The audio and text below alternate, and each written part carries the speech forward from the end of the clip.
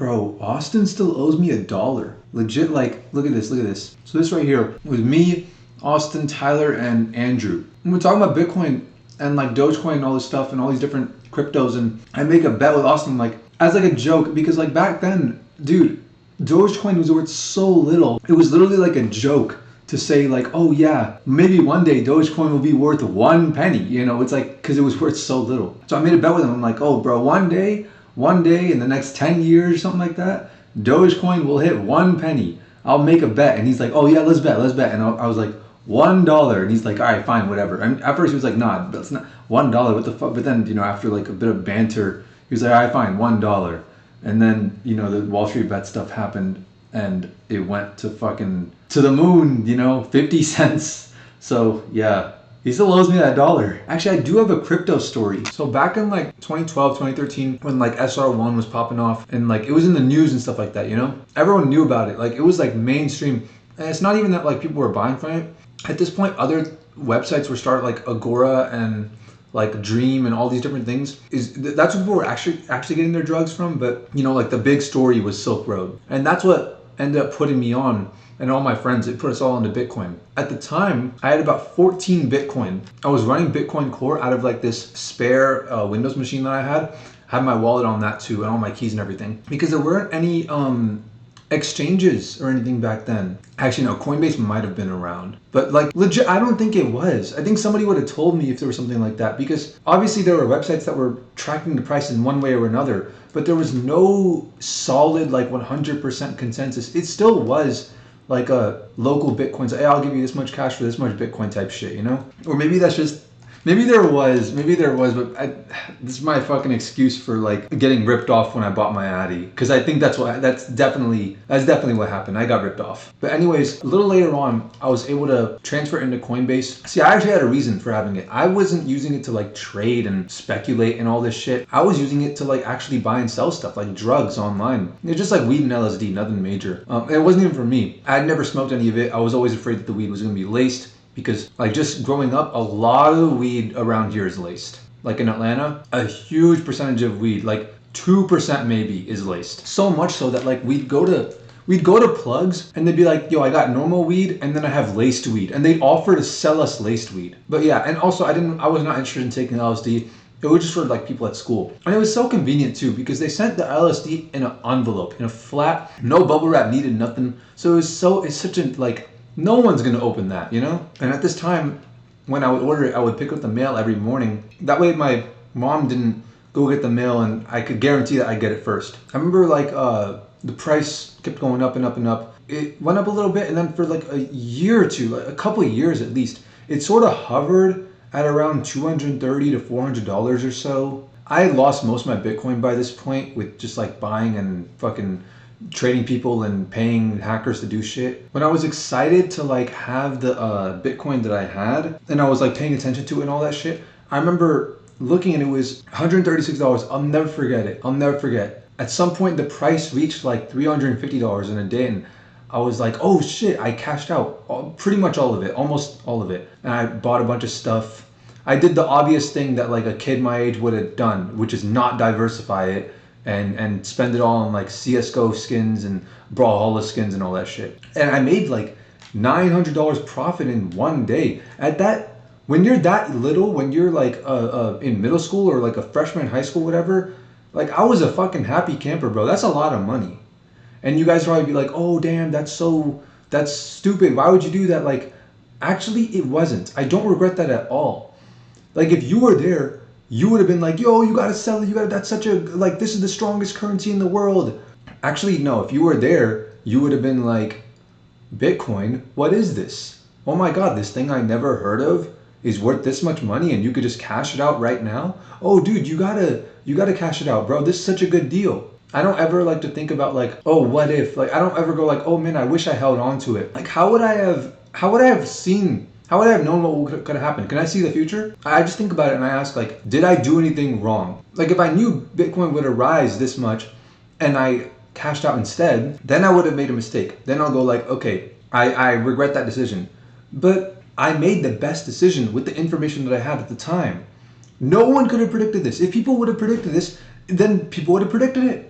Were you there? Were you buying Bitcoin back then? None of you fucking did. You're going, oh, you should have. You didn't know either. Nobody knew. And I shouldn't say nobody. Some people knew. Some people. But like, dude, nobody who was like under the age of 18 knew, for real. It was only fucking nerds that knew, honestly. I look back and I think to myself, like, I made the best decision possible with the information that I had at hand. And so I cashed out, and I still had some Satoshi left, because the Satoshi was not from my Coinbase or anything. It was from this one like iOS game, which I'm sure people will remember. There was a bunch of these kinds of games, but it was like a alien shooting game, and it was like you beat the aliens. It shows you ads at the bottom of the screen and like in between the things, and they take some of the money that they earn and they basically use it to incentivize you to play by giving you Satoshi if you win. That was like $3 at the time or whatever, which ended up turning into like $700 in the future. And actually, I cashed out pretty recently. I cashed out like 2-3 years ago,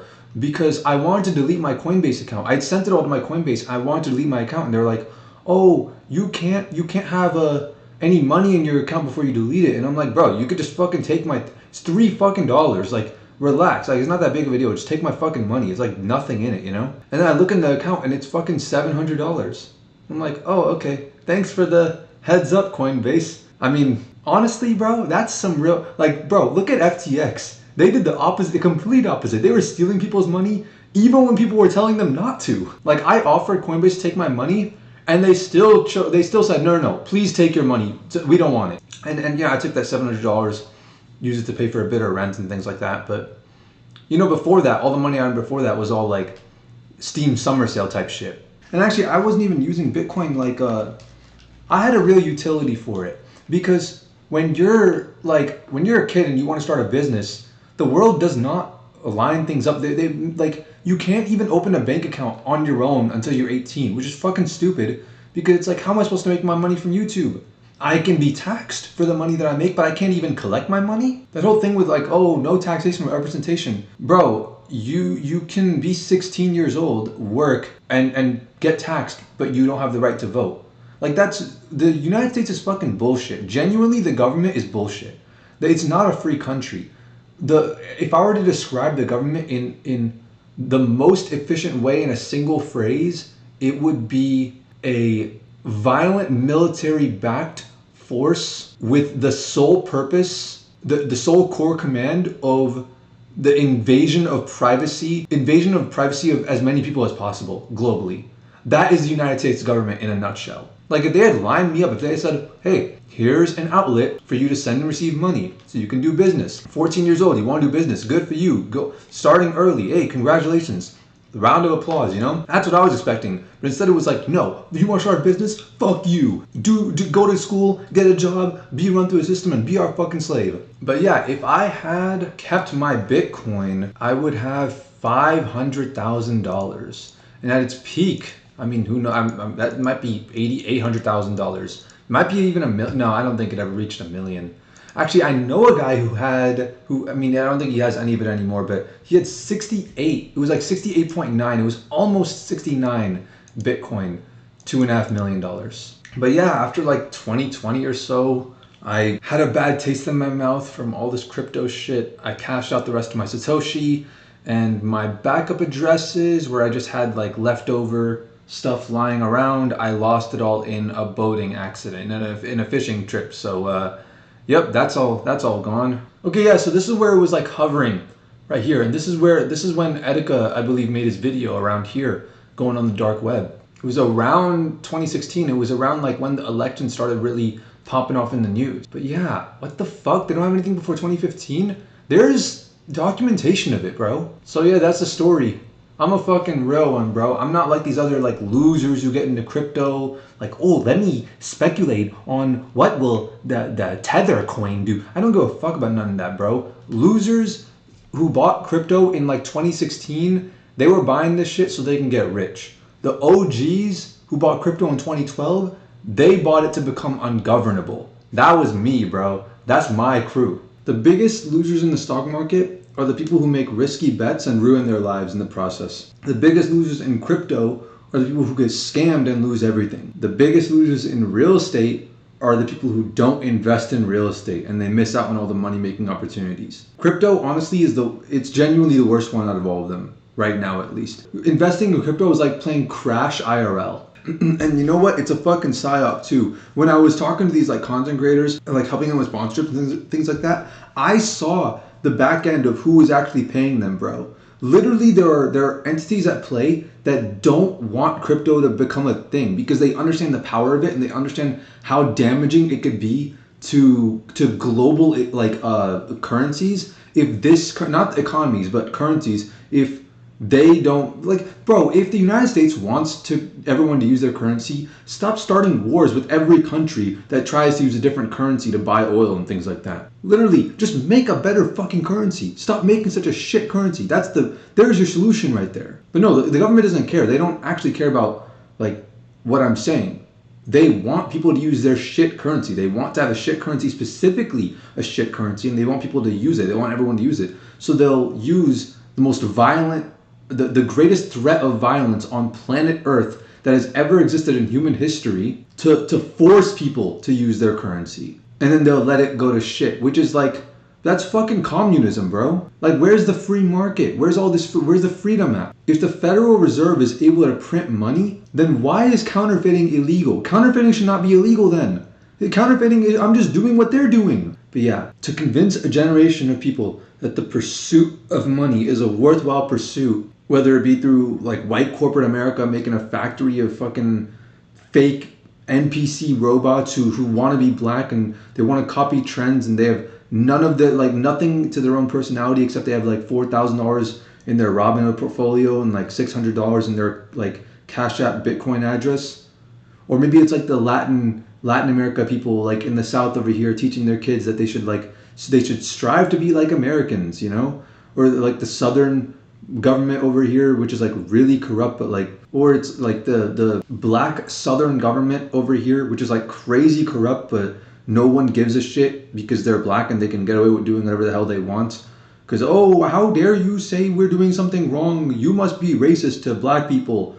So it's not my fucking problem. It's not my business. It's literally these fucking immigrants, black people, all this shit going like, oh, let's go to America. Let's join them. They want to build a wall? Fuck them. They're terrible people. On a totally unrelated note, let's join them and try to be more like them, you know? Like, you hate these people so much. Why are you trying to be like them? That's the core trait of envy. You claim to be a fucking good Christian and all this shit. Bro, you're committing a sin in broad daylight. Not even, you're allowing a sin to persist at such a high level of like, that's what envy is. It's not saying, oh, this is a great thing and I want to be the best at this thing and I admire the people at the top. It's saying, I hate the people at the top. People at the top suck. And you know what? I want to be like them.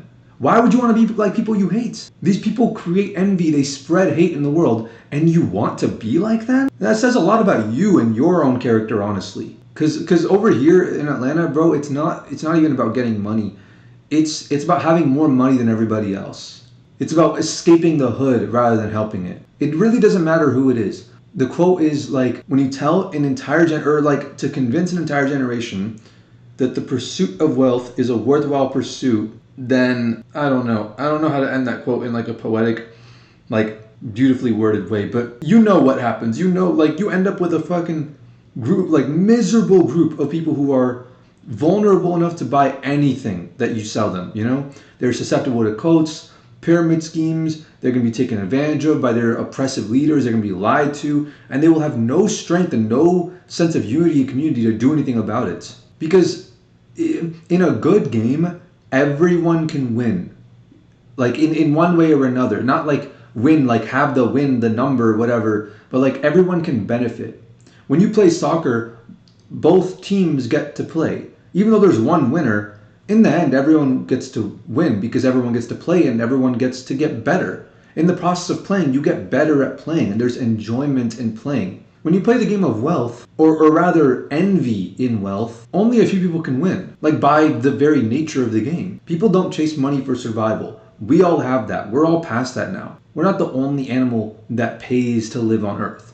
We're the only animal that pays to not be locked up in a cage. It's like I said earlier, if you're living in poverty today, the royalty of 200 years ago, the strong, like best, highest of the high society would be jealous of your living conditions. We all have more luxury and lavish and all this shit than we need to be happy. Even like the worst off among us, people have been a lot happier with a lot less. And everybody on social media tweeting like, "Oh, I don't care what anyone says. Money does buy happiness." Literally have like 1,000 times more money than the happiest people in the world. Because the happiest people in the world don't they detach themselves from worldly possessions. No way in hell they could even afford a phone to tweet. You can be happy, and not only can you will. Like it's kind of a prerequisite to being happy is having less. You have more and you aren't happy. Did money buy happiness?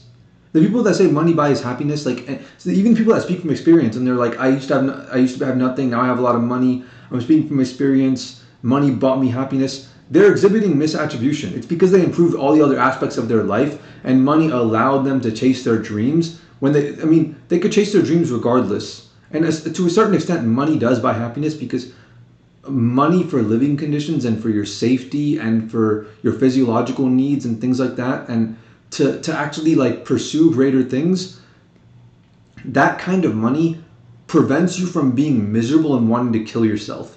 But beyond that, money doesn't buy happiness. And all these like guys who get rich and they go online, they go like, oh yeah, you got to do this and the gym and looks maxing and get your money up and do all this. Like money definitely does buy happiness. No, it's like, bro, you're doing all this other shit. You're gonna be happy. Find me one person that just improves their life, that just does self-improvement in only the money aspect, who says that their life is better now that they're rich. Find me one of them. People today don't chase money so that they can feed their families. They chase money so they can have more than others. Not more than themselves the previous day, not more for themselves. No, just more than others. Back then, having like 60K in the bank meant you were in the top 1% of the 1%. Basically living like a king until everyone got 60K, and now $1 million means you're rich. And you know what?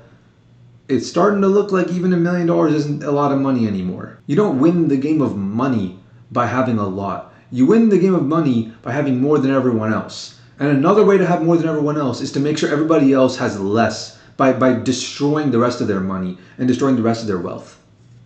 That's why it's a bad game.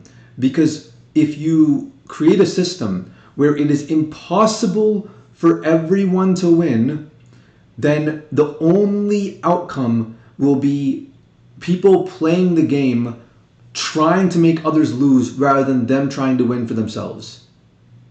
It's the only possibility. It's the only way that the game will turn out if that's the kind of game that you create. And that's how you fucking do it. Like if you're United States government, this is the psychology that you use. You want to ruin a generation. Like you want the world to go to shit in one lifetime so you can like pin the blame on that specific generation and watch the world burn.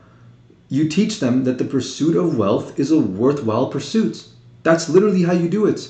Like if you want to go like, oh, I hate the new generation. I'm such an old person and I won't be here for long and I don't have kids and I hate the kids that I do have and I'm a psychopath and you're in government, you're like 80 years old, you're going to die soon. You don't give a fuck about the future of humanity. You're like, oh, it's not my fault that the world is going to shit. I just want to look good in the history books. I'm going to blame it on the fucking millennials or the Zoomers or whoever else. I'm just going to teach them all that the pursuit of wealth is worthwhile. That's how you do it. That's how you make the future generations of society blame all their problems on millennials. You teach them that the pursuit of wealth is a worthwhile pursuit. Look up on YouTube, by the way. Look up Joe Rogan, The Pursuit of Wealth is Hollow. Like there'll be some YouTube clip or whatever. I don't know if it's still up on YouTube, but try to find it and just watch that. Like that video right there. That's why I don't do any of this shit. I don't do stocks or real estate or crypto or any of that, because there's no creation. The pursuit of wealth is hollow. I gave up investing to actually make money a long time ago, because losing money is an art, and you get to decide if you want to paint like Pollock or Picasso. You feel me, bro? That's how you fucking do it. That's how you use the stock market. Unfortunately, I don't have the kind of money to be able to do that kind of shit. If I did, I would totally be playing that game, because it seems like a fun game. But that's all it is, bro. It's just a game.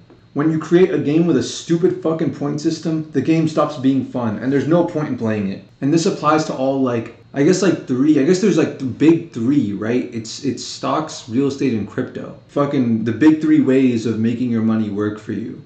Which that doesn't it shouldn't make sense to people why that's even possible. The whole idea of using your money to make money, having your money work for you, I hate that. That's not a real idea, by the way. When you invest in the stock market and you're having your money work for you, you're not having your money work for you.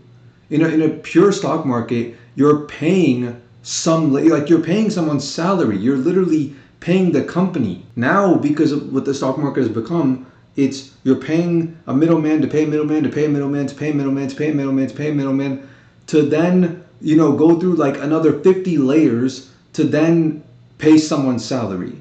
You're paying someone to work for you. Like, value is not created from money. You can't go like, oh, we need to stimulate the economy, throw more money at it. No, that's not how it works. You want to stimulate the economy? Pay for labor, pay for good quality labor. Stimulus checks will not stimulate the economy.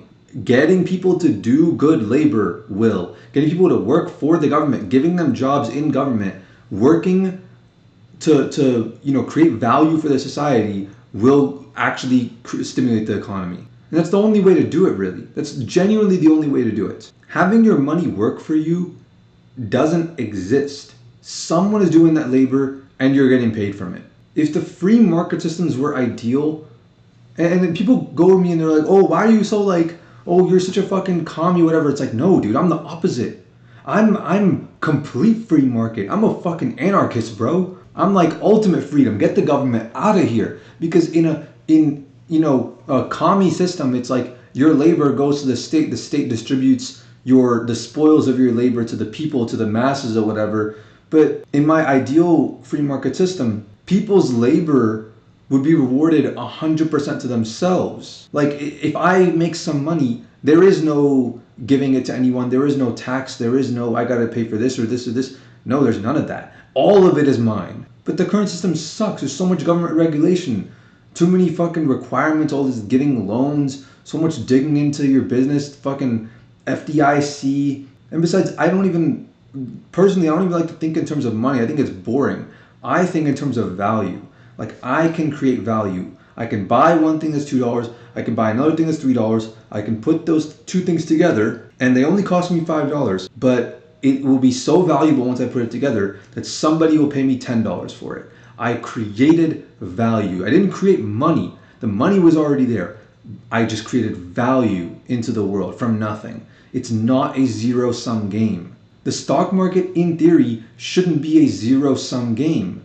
But actually, if you look at it, it's a negative-sum game. That should tell you right there. Someone is siphoning money out of this. Something has gone horribly wrong. If all you're doing is reallocating money to the people doing the best labor, and it's still not a game that everyone can win, something has gone horribly wrong. Not even a little wrong, like dramatically wrong. The vast majority of trading is just trying to outsmart other traders. It's buy low and sell high, right?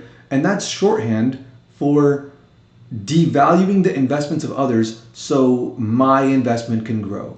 And I'm just not interested in that.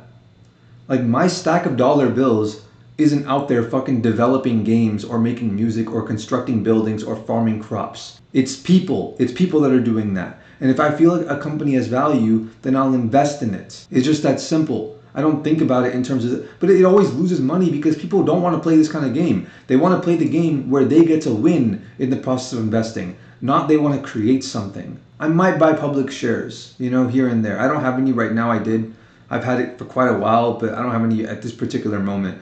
But playing like the stock market game to like try to earn money for the sake of money and nothing else, I think it's a massive waste of time and it's a massive waste of life. Like, your life force is being drained, your brain power is being drained by investing so much into this stupid fucking game that will leave you with a grave full of millions of dollars when you die and nothing to show for it. I think it's a stupid game. I think it makes you a leech, but most of all, it's boring. It's a game where money is your point system. And any game where money is your point system is going to end up being a very boring game in the end. Literally, these games make content creation and all this shit like YouTube or like The games where likes and views are your point system is a way, way, way better game than when money is your point system. Because it's going to end up being a boring game. It's too simple. And maybe if you're a simple-minded individual, you can actually enjoy it. But I'm usually never around those kinds of people. I like to filter them out by like being authentic, and actually using my brain. That's why I don't like most of these fucking like super rich like billionaire types, because most of them view money as like the point system to the game of life, rather than like character as the point system, or experience, or love, or anything, literally anything more interesting than a fucking quantifiable number like that. Because all these things are difficult to measure. You have to actually use your brain. You have to have a complex mind, Actually, sometimes they're impossible to measure. So it keeps life fun because it keeps you thinking. So yeah, I don't like stocks. And real estate is also stupid. There's just contracts on contracts on contracts. I don't get why the government can't just fucking like have a website with every parcel of land that you can own, and then you create an account. It shows what you own. You can go on there and buy and sell, add friends, transfer property to friends. And then they could like, oh, you send me the money, I'll transfer the land to you. Uses like an escrow system. Government can even take a fee if they want. It would be such a useful feature. Why can't a system like that exist? The free market capitalists could create it, but they aren't able to do their thing because free market guys don't really thrive in real estate. People who are willing to manipulate markets and go behind people's backs, go behind the free market's back and collude with the government are the people who thrive in real estate. I hate all this fucking like, oh, we have to do this survey and then we have to print it out on physical paper because so many of the government, the place that we have to go to get the zoning approval still uses a fucking fax machine and like physical paper and copiers and all this shit. Any business where printers are still used, I'm not interested, okay? It's too government regulated and the government is just too slow. They're just too slow to be making decisions on stuff. Like, bro, government, speed yourself up. Stop being so fucking stupid and bloated, and then maybe we can talk. But if you're this slow, then just let go and stop being in the business of telling people in these kinds of markets what they can and cannot do. Just let people do what they want with their own property. If the day comes where I can like run a complete business out of my house, then great. I'll get into real estate. But the government doesn't let anyone do shit. If I refuse to mow my lawn, they'll fine me. If I don't pay that fine, they'll fine me even more. If I don't pay that, they'll come to my house and try to evict me. If I refuse, they'll arrest me. And if I resist even harder, then boom, multiple years in prison. Just like that, like a fucking dystopia. I get multiple years in prison just because I felt like letting nature do its thing and letting the living, breathing grass grow to its full height. Like, bro, how do people see this and think that we live in a free country? Nature has been destroyed. This is what Nietzsche said. God is dead and we have killed him. And also the goal of real estate is, again, solely money and nothing else. You buy a property to lease it to a fucking like hookah lounge business or whatever. You aren't in that business. Your point system for the game that you're playing isn't the entertainment value or whatever that you're giving to people. It's just money. And besides, what am I doing to help the world? Like as a landlord, how am I improving things for people? How am I, quote unquote, creating value? I'm not. I'm charging someone a monthly fee that they really shouldn't even be paying because they're the ones using the land and I'm not. They have no reason to pay that fee in the beginning. They should be the rightful owners of that property because they're the ones using it. And I'm just leeching off of them. Property ownership should be something that you do when you want to be operating on that land itself. You personally, And that's when actually property is at its highest and best use. You shouldn't be forced to just like accept like, oh well, I guess these guys are all like in this league of high level money in this complex game to own property so they can charge businesses like me for it. Like first of all, property should not be this expensive. You know something's gone wrong when you look at actual property prices.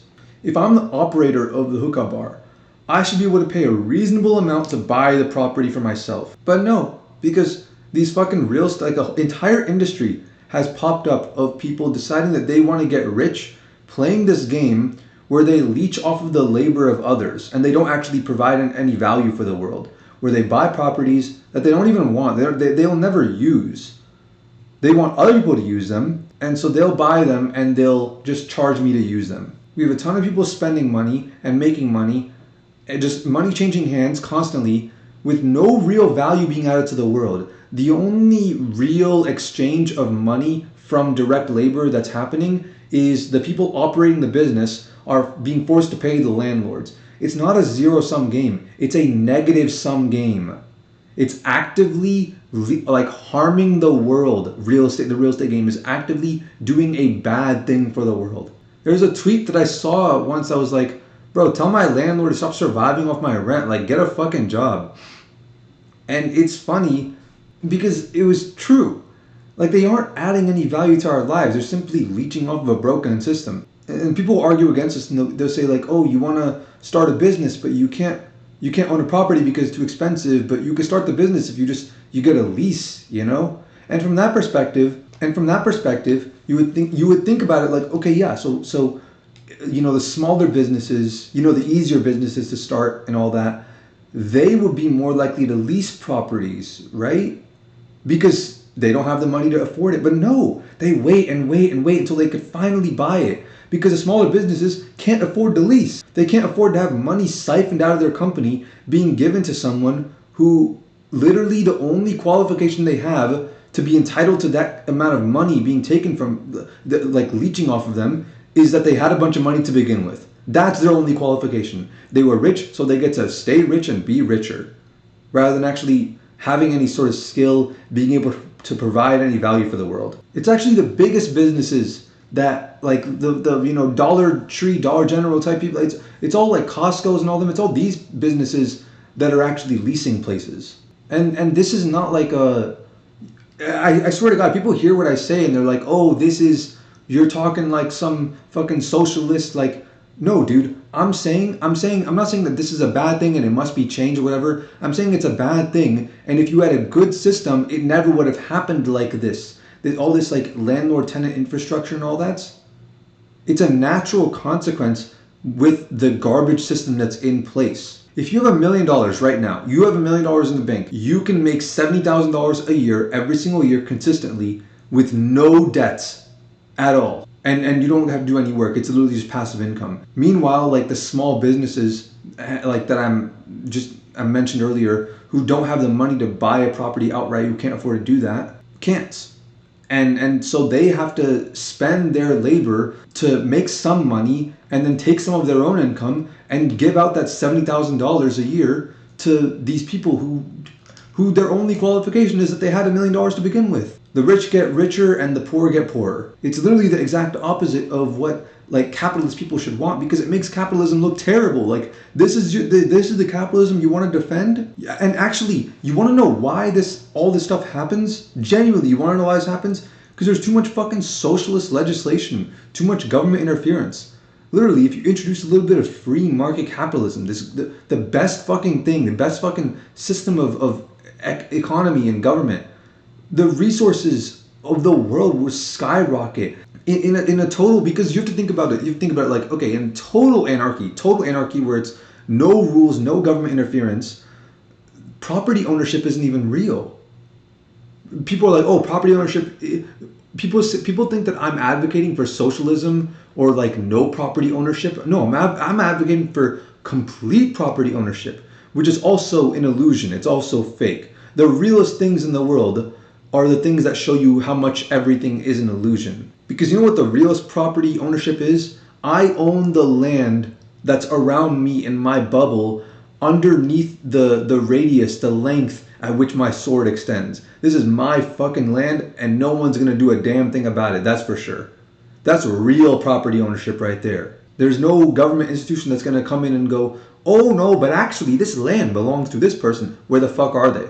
Where are they? They're in fucking Milan or some shit, you know, pissing off all of my money, you know, paying them rent. Nah, you want your rent? Come and fucking get it. I'm telling you, if you get rid of the government regulations and you introduce more free market capitalism, more laissez-faire capitalism, the world will be a better place. Current business owners will become the actual owners of their property, and then when they retire, they'll collect rent, they'll set up agreements, and then when they die, the property will transfer on to the new owners, and they won't have to, have a leech on them, and they'll be able to, there won't be all this bullshit like paying fucking 3 times the total amount of the actual property value and all these interest payments. And everyone, like, everyone, including the common man, will be doing real estate. So the market itself will be so much larger, so much more robust, and there won't be room for people to come in and like be these like, oh, I am an expert broker. Like, when was the last time you heard anyone talking to a stock broker?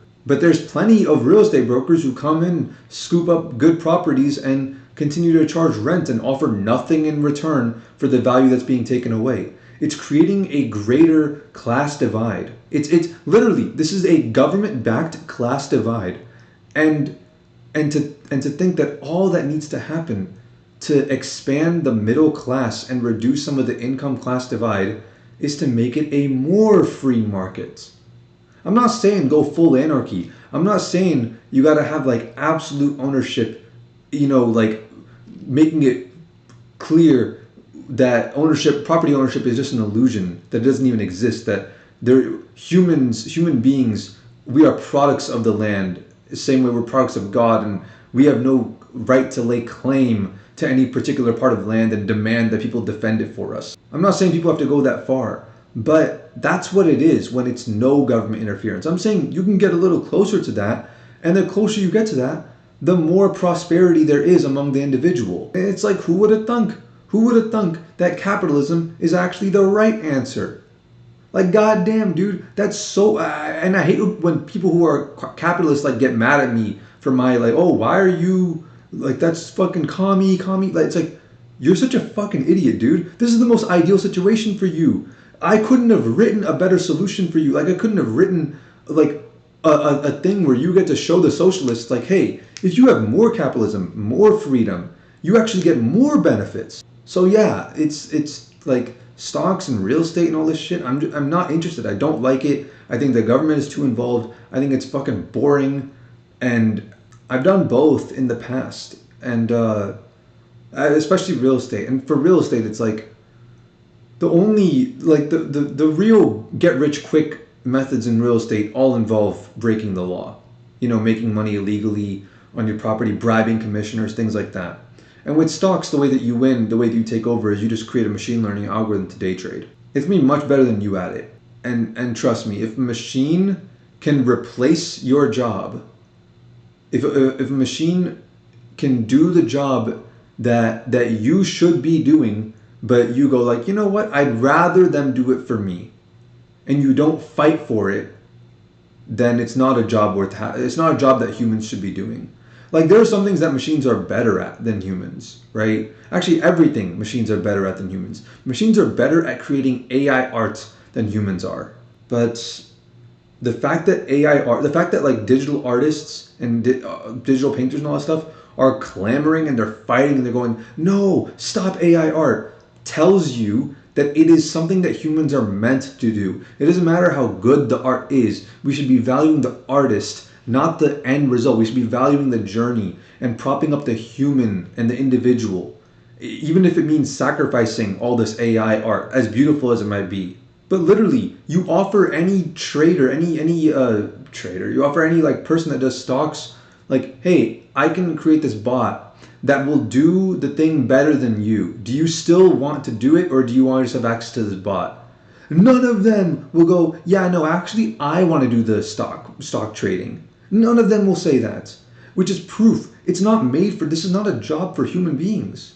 And as of right now, if you want to trade stocks at optimal capacity, you want to make the most money, you don't get a human to do it. You get a computer to do it. A high school kid who like earns $16 from trading some fucking options or whatever, telling another high schooler that they should get into stocks is like a 300 rated chess player telling a person who doesn't know how to play chess that they should compete on the same stage as stockfish. That's what it is. That's literally a perfect analogy. All these like fucking HFT algorithms will chew up day traders and spit them out with no pressure. And you can get into the business then of developing these algorithms, and they'll be like, oh, automation, no, it's making new jobs. It's just changing the job market. And okay, yeah, developing those algorithms isn't easy. But that's only because like the creative people in the world who develop the best kind of algorithms aren't interested in developing algorithms for borderline gambling, fucking like stocks or whatever. They're interested in developing things that like are actually good for the world, or that actually have like a positive value for the world, like a chess engine and other like NP problems like protein folding or like curing cancer or whatever, some like important shit, you know? These are where the actual creative people who create algorithms are doing this shit. So the kind of person who could make a bot that's able to get a 1% daily return would never even be interested in stocks in the first place. It's a stupid market. And yeah, if you're a poor millionaire, I get it. Do stocks, have fun. But I'm like, bro, I have nothing and I'm rich, okay? Stocks are fucking boring. That's why I don't do stocks or real estate or any of that. Two reasons, okay? They're boring and indirectly bad for society. They are a net negative. And when I say that, it is not bashing capitalism. I love capitalism. Real estate, the way that it's done today, is a threat to capitalism. That's why I hate it. Not real estate in theory. When America was allowing true property ownership at its inception, giving everyone fucking 500 acres of land and all that shit where people could do whatever the hell they wanted on it, that's real capitalism. Real estate as it exists today is a threat to capitalism. Imagine all the businesses out there that would thrive if real estate investors didn't exist. Actually, no, you don't have to imagine. Just think of all your favorite places to frequent that are now gone. Like all the people that they just couldn't make money in this day and age. Like Fry's Electronics, bro. They had the sickest fucking like VR area, free to use, the whole damn movie theater, a restaurant, like the biggest open lanes I've ever seen. This shit was a fucking like theme park for people that liked electronics, dude. You see any Fry's Electronics around anymore? Yeah, when was the last time you seen one? They don't exist anymore. They're completely bankrupt. They're under the water. And like, yeah, they had their issues, but like, bro, have you seen how the giant lanes, the luxury amenities, the rent on those places has got to be brutal, paying fucking $80,000 a month or some shit for a spot like that. And honestly, that would be a steal. And you could be like, oh, but they had this problem and this problem and this problem. Okay, what are the odds that every great place like Fry's Electronics is all gone now? And they all slowly go away in the order of how great they are, correlatively with how well the real estate investment market is doing. The better real estate investors are doing, the worse good businesses are doing. Is that a fucking coincidence? Is it like, oh, we can make a company man type video on each of these companies. This one failed because of this thing. This one failed because of this thing. Dude, it can't be a fucking coincidence. Indirectly, for one reason or another, money, too much money is being siphoned out, not just by real estate, but by other things, where people are not creating value and too much value is being taken away and those businesses can't survive. I'm telling you, dude, real estate indirectly literally makes the world a worse place. You look at all the places that still exist in like Texas, right? Everything's bigger in Texas. None of that shit could ever exist in like SF or New York or whatever. Look at how much extra money and like labor there is to go around in Texas.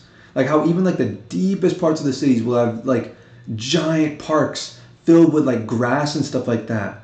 This stuff doesn't exist in blue cities. Like, bro, I swear to God, that's like the last place that Fry's Electronics would be like survive in, you know? And not only that, like all the other like old electronic stores, Radio Shack, Circuit City, they're all gone now. Actually, I think Circuit City might still be around, but I haven't seen one forever. It was legit just like a tech store. My uncle used to take me to Fry's Electronics as if it was a vacation. Like we'd go there, like I would get excited about it the same way kids get excited about going to Disney World. And now all that's gone. Now I can't be the cool uncle and go like, hey, you guys want to go to Fry's Electronics? That's gone now. And all the other shit that I would be able to do that with. It's all like the arcades, like the Sega Giga arcade, arguably the most legendary arcade in Japan, closed just a few years ago.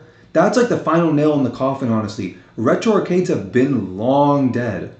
Why would a real estate investor want to make, $2,000 a month off of quarters when they can build a gas station instead and make $50,000 a month with the same property? Like, yeah, a capitalist who's passionate about providing the arcade service might do it because they love that business, but the rent is too expensive.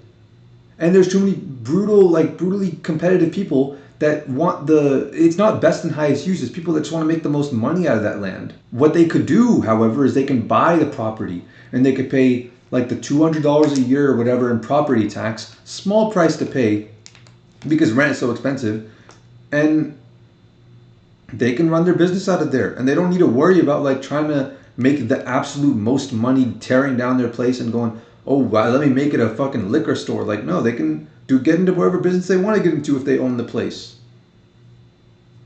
But real estate is so profitable, which drives the prices of properties so high that no starting entrepreneur can afford to buy a property. Like, bro, legit, there's a Chick-fil-A across the street. Probably worth like $8 million. My guy, who the fuck has $8 million to spend like that? Real estate investors and buyers clubs are literally the only people that are willing to do that kind of thing.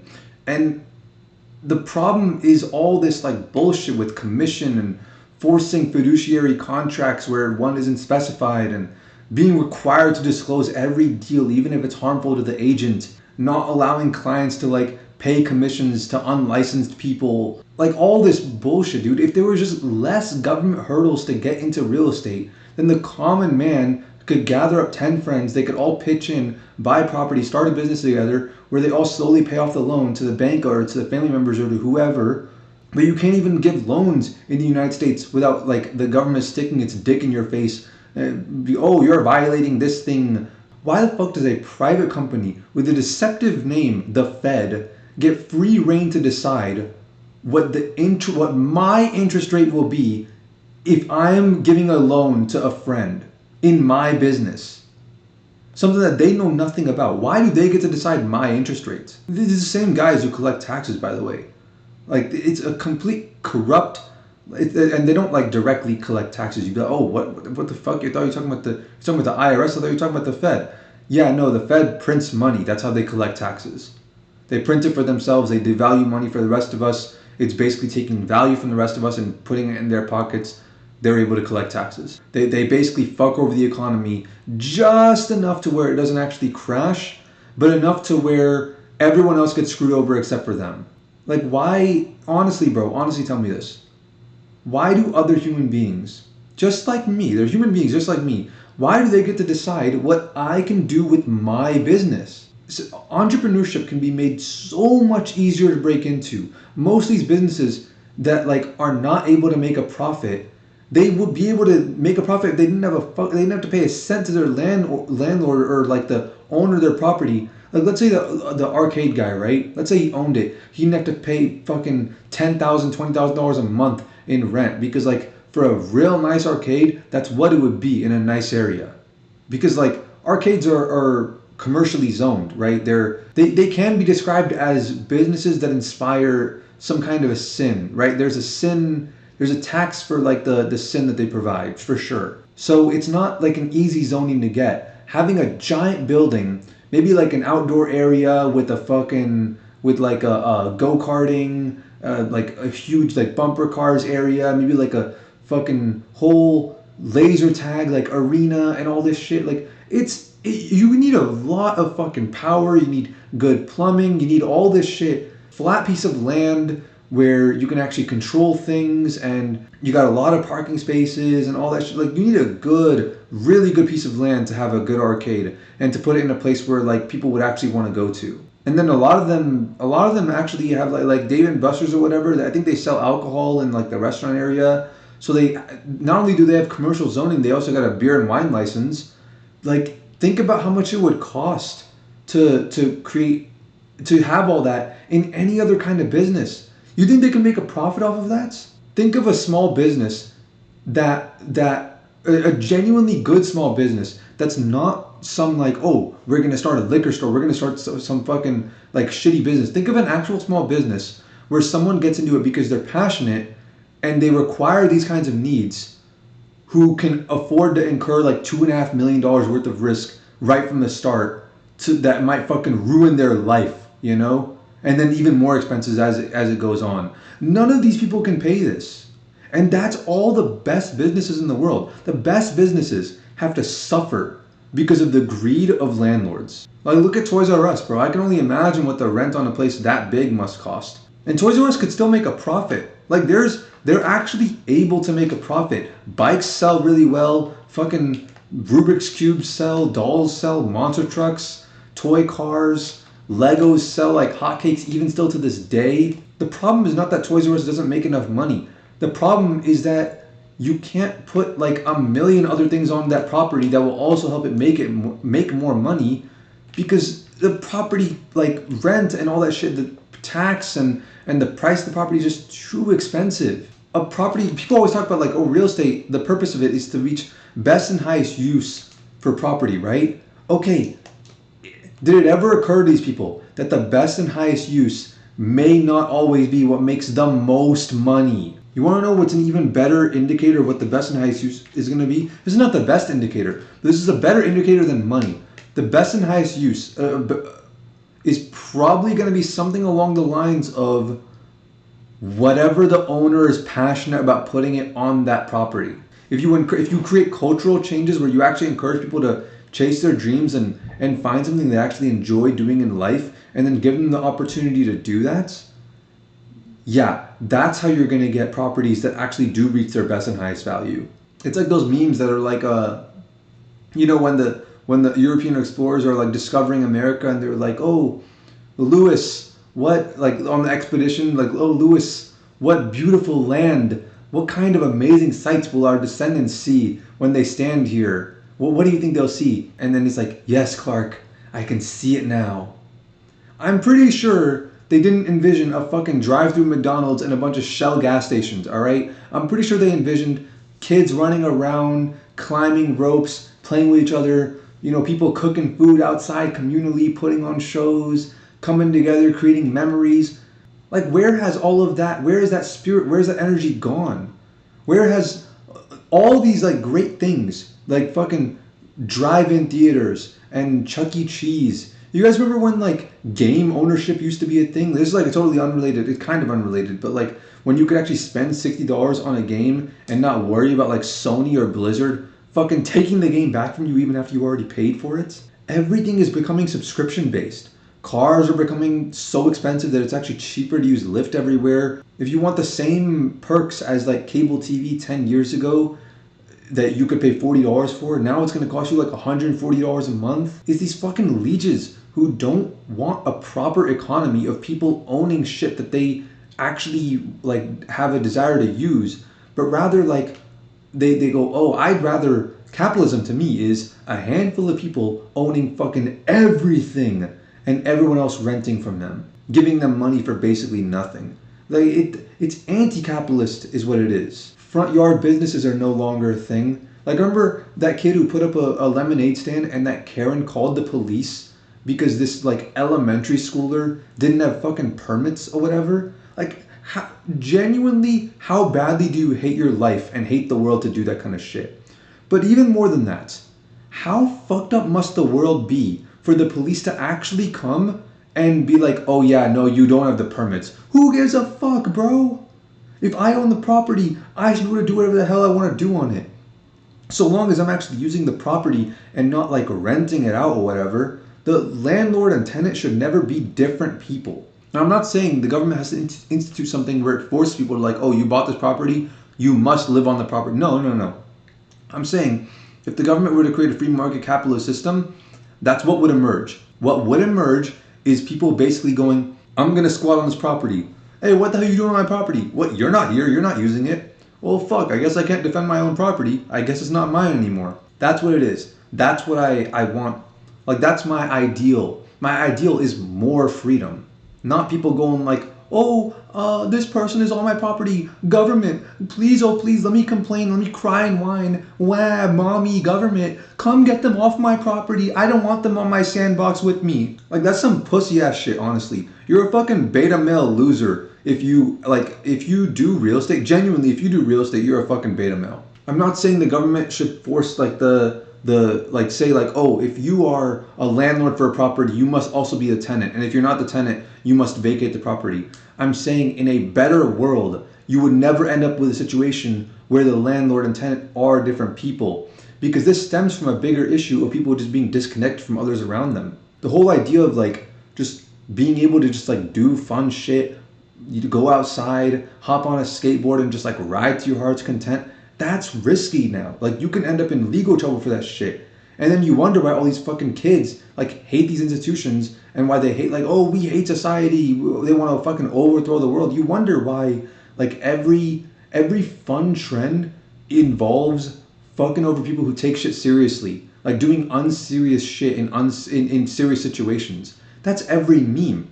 Like look at like, and some people take it too far, like devious licks and like boys locker room memes. Like comedy today reflects all the people laying out the irony of the existence of being born in a world where nobody bothers to question why someone can make money without putting in labor, as if they deserve that money. GameStop is another, like, GameStop is sacred, and it's pretty fucking obvious that it's not going to be here for long. Blockbuster 2, honestly, could have totally survived. They could have survived. They could have turned into drive-in theaters or whatever. They could have started a different kind of business. They could have done anything else. They could have been server rooms. They could have been, communal. They could have just turned into theaters. They could have had film studios in them. They could have gotten into some other thing. But they only could have done that if Blockbuster corporate was more connected and less disconnected, and they hired passionate employees who work, part-time, and they start automating their sales, and they start allowing their employees to do more and more passion projects, just creating a better world. These businesses, in the process of creating a better world, could survive longer term in a better real estate landscape.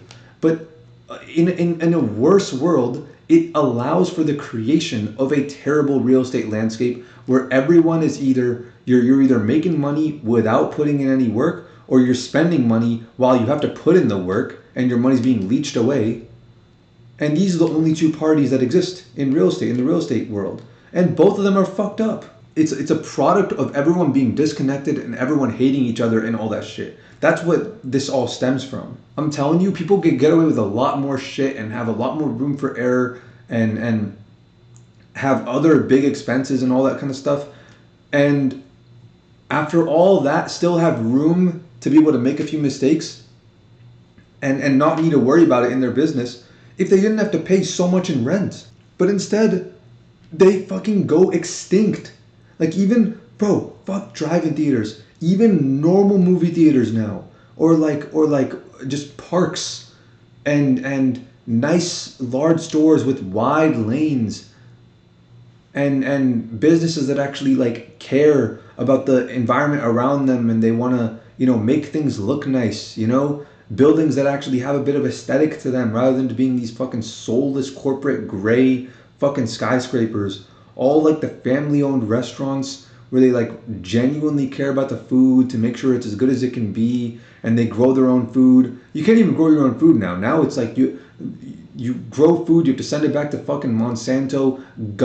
I'm telling you, bro, it's literally government backed oppression. That's what's going on today in the United States. It's big companies owning slaves as individuals as slaves, and it's backed by the government. Like, oh, civil rights type slavery. No, dude, this is different, because the government was like in a battle to fight against, like they were trying to abolish slavery. The government today is not trying to abolish slavery. They're helping fund slavery. All the family-owned businesses, dude, no family-owned business can survive when the real estate sharks come like swimming in their waters. You look at all the places where like this kind of business is not accepted like culturally, and where like these dudes don't get girls, like they don't get pussy. Those are the best places in the world, because those are the places where men go like, shit, this is not going to get me girls. It's not a game worth playing then. It's not something I can be viewed as a high status man in, which really you're not a high status man. You're a fucking beta male loser if you do real estate. You just, the only thing is like the women around you, if you're able to get married and have kids and be like, oh, I do real estate, I'm a real estate tycoon, and you're able to do that, the reason why you're able to do that is because the women around you are fucking pathetic and they don't think and they don't use their brains. If they use their brains, they'd be like, ew, you do real estate? What a fucking loser. That's an actual woman right there. Someone who looks at a man that does real estate and thinks of them as a fucking pathetic, like, honestly, like a waste of life. That's a real woman. And don't get me wrong, like, it's just what it's become today. Because real estate as a concept is honestly great, but it's just so much government regulation. All the, like the government regulation prevents it from being an actual good game worth playing because it's not even a zero sum game. It's a detriment to society as a whole. And I'm not going to be complicit with the people on the wrong side of history. But let me make it absolutely clear from the start, okay? I'm not bashing people who today practice real estate to try to get rich or whatever. I always preach the value of living a small and simple life. Like, don't do what I do. Don't look this deep into things. Like, look at your own life and the people around you and you go like, hey, if I'm creating value for us, that's good enough. You don't have to look into it like that deep as in like, oh, I'm draining away $10 from the world so that way I can have $1 in my life. Like, if you're generating $1 in your own little bubble, in your own little family, your own people that you're allegiant to in the world around you, good for you, man. More power to you, honestly. And I always preach for that kind of living a small and simple life. So I'm not bashing anyone that does this kind of business in real estate. They work as an agent or whatever. I'm not bashing you because you're creating value for the world in the world that you're in proximity to, in the world that you're able to see. Yet for the broader world, you're not. For the broader world, you're actually doing more harm than good. If you don't have a passion and you get into real estate because you don't have a greater goal, like you don't have something you want to create or whatever, something larger than life, you're a normie and you can exist as a normie and it's like good for you, you know. You're the majority, right? You're like a dime a dozen, you're just a normal person. There's nothing like special about you. You're no artist. This message is for the artists who actually want to think in a broader sense. People who actually want to like make a great change in the world. Because these are the people that I know they look around and they're nostalgic for all the places that are gone. And that's like, this is biased as fuck because that's exactly what I am. That's where all this is coming from. But none of that invalidates what I'm saying. It actually validates it. I always hear stories of like people who you know, they were in school when I was a baby and they used to tell me about like these like retro arcades that they would go to and how like, oh, this one closed down and all this stuff. And the way they talk about it, the way they tell me stories about all the arcades in particular, I felt like that was such an incredible experience that's basically been wiped out of the world. There's no replacement for it. I wanted to go to Japan just to go to that the Sega arcade, but it's gone now. Like I felt genuinely when they tell me the stories. Like, I don't know if you guys have ever experienced anything like this, but like when they tell me the stories, I'd be like, whoa, that's like for me. That's like I belong there. I should have been born in that generation because that's I would have spent all my time in there, bro. I would have developed all the stories in there and that's where I would have fucking made my life. I would have found the girl of my dreams in these arcades. If I was born earlier, I would be nostalgic for Mortal Kombat the same way I'm nostalgic for like Smash Bros, Brawl and Melee and that kind of thing, you know? Kids growing up today, by the way, because it's just getting worse and worse and worse, the places they go to today that they have fun going to, the fucking, watch bro, the parks and the sky zones and all this shit, the places that they go to today, 10 years, 20 years from now, however long it takes, they're going to be gone. And the kids today are going to feel nostalgic about it when they're adults. Like the nostalgia that I have is not like, oh, it's just me in particular. No, it's, dude, this nostalgia is felt by everyone when they reach a certain age. And it's not like just some, oh, we just feel nostalgia like this. It's we feel nostalgia for this thing, not like a happy, like, oh, we used to play like this and now kids are playing like that today. It's like, no, this experience is gone. And it's just getting worse and worse and worse. It's a dreadful nostalgia. Like, I have nostalgia for like Legend of Zelda Ocarina of Time. But I bought Zob Ocarina of Time as a gift. And I'll buy it for other people as a gift, you know, on 3DS, whatever. And I'm like, go ahead, play it. And I feel great about it. It's such a happy nostalgia. I listen to the music, the Ocarina of Time music. I have it on my Apple Music. Like, I love that nostalgia. Because I'm like, this great experience I had when I was a kid, other people can have it too. But this nostalgia for like for the old arcades and all this shit is fucking is horrifying because people don't get to have that anymore. There's no kids today, none, who will get to experience the fucking joy of anthropomorphizing a ticket machine, watching it eat your tickets and thinking it's like a monster eating and getting scared as it pulls in your tickets. Like, oh, I gotta move my hands from it quickly, you know? They'll never get to experience those fucking vibes, bro. Those emotions, just those like, oh, you just had to be there type moments. They'll never get to be there. Hey, but on a totally unrelated note, 10 years from now, I'm sure real estate's going to be booming and properties are going to be worth a fortune. And the guys who have $5 million in real estate are going to have $8 million in real estate at that time. Oh, wow, how great. Won't that be such a great accomplishment for the world? What a tremendous thing. It's like, this is fucking retarded, dude. This is why I still go to like GameStop and all this stuff, because it may not be there tomorrow, you know? It's why I still go to the movie theater. The drive-in theaters are pretty much extinct, but sometimes I still find one because I travel around a lot. And anytime I find one, I always go. I don't even care what they're showing. I always go. I don't read books on my phone or on a Kindle or whatever. I go to the library and I talk to people in person about the books that they read, and I go to the manga section mainly. But like, and honestly, dude, if libraries weren't backed by government funds, they'd be gone too. This is why I fucking love Bass Pro Shops so much, because I can't fathom how they're still in business. Like, bro, they sell all these amazing things. Like, they sell like fishing equipment, hats that last for a fucking lifetime for like $4. All these like four-wheelers and boats and stuff. They have a damn restaurant and an aquarium and like a rock climbing thing, really high ceiling. It's like, to do all this. And also like the fucking ratio of like customers to employees, like, dude, for every 3 customers, there's at least 1 employee. Like, how are they paying these people? And the customer service is so damn good. I'm blown away that Bass Pro Shops is still around. So I'm gonna treasure it while it's here. That's for sure. You guys remember when COVID hit? Remember the CEO of Bass Pro Shops lowered his own salary by like 80% voluntarily, just to continue to add a little bit of extra support to the employees, just to make sure nobody got fired? Like, motherfucker, that's not Bass Pro Shops, that's Based Pro Shops, bro. Based and fish pilled. That's what that means. This is the tweet that started it all, bro. Right here, dude. 2020, pandemic, Chad Jawline, absolutely based and fish pilled. Straight up don't even know what that means. Hey, bro, if you didn't know, then now you know.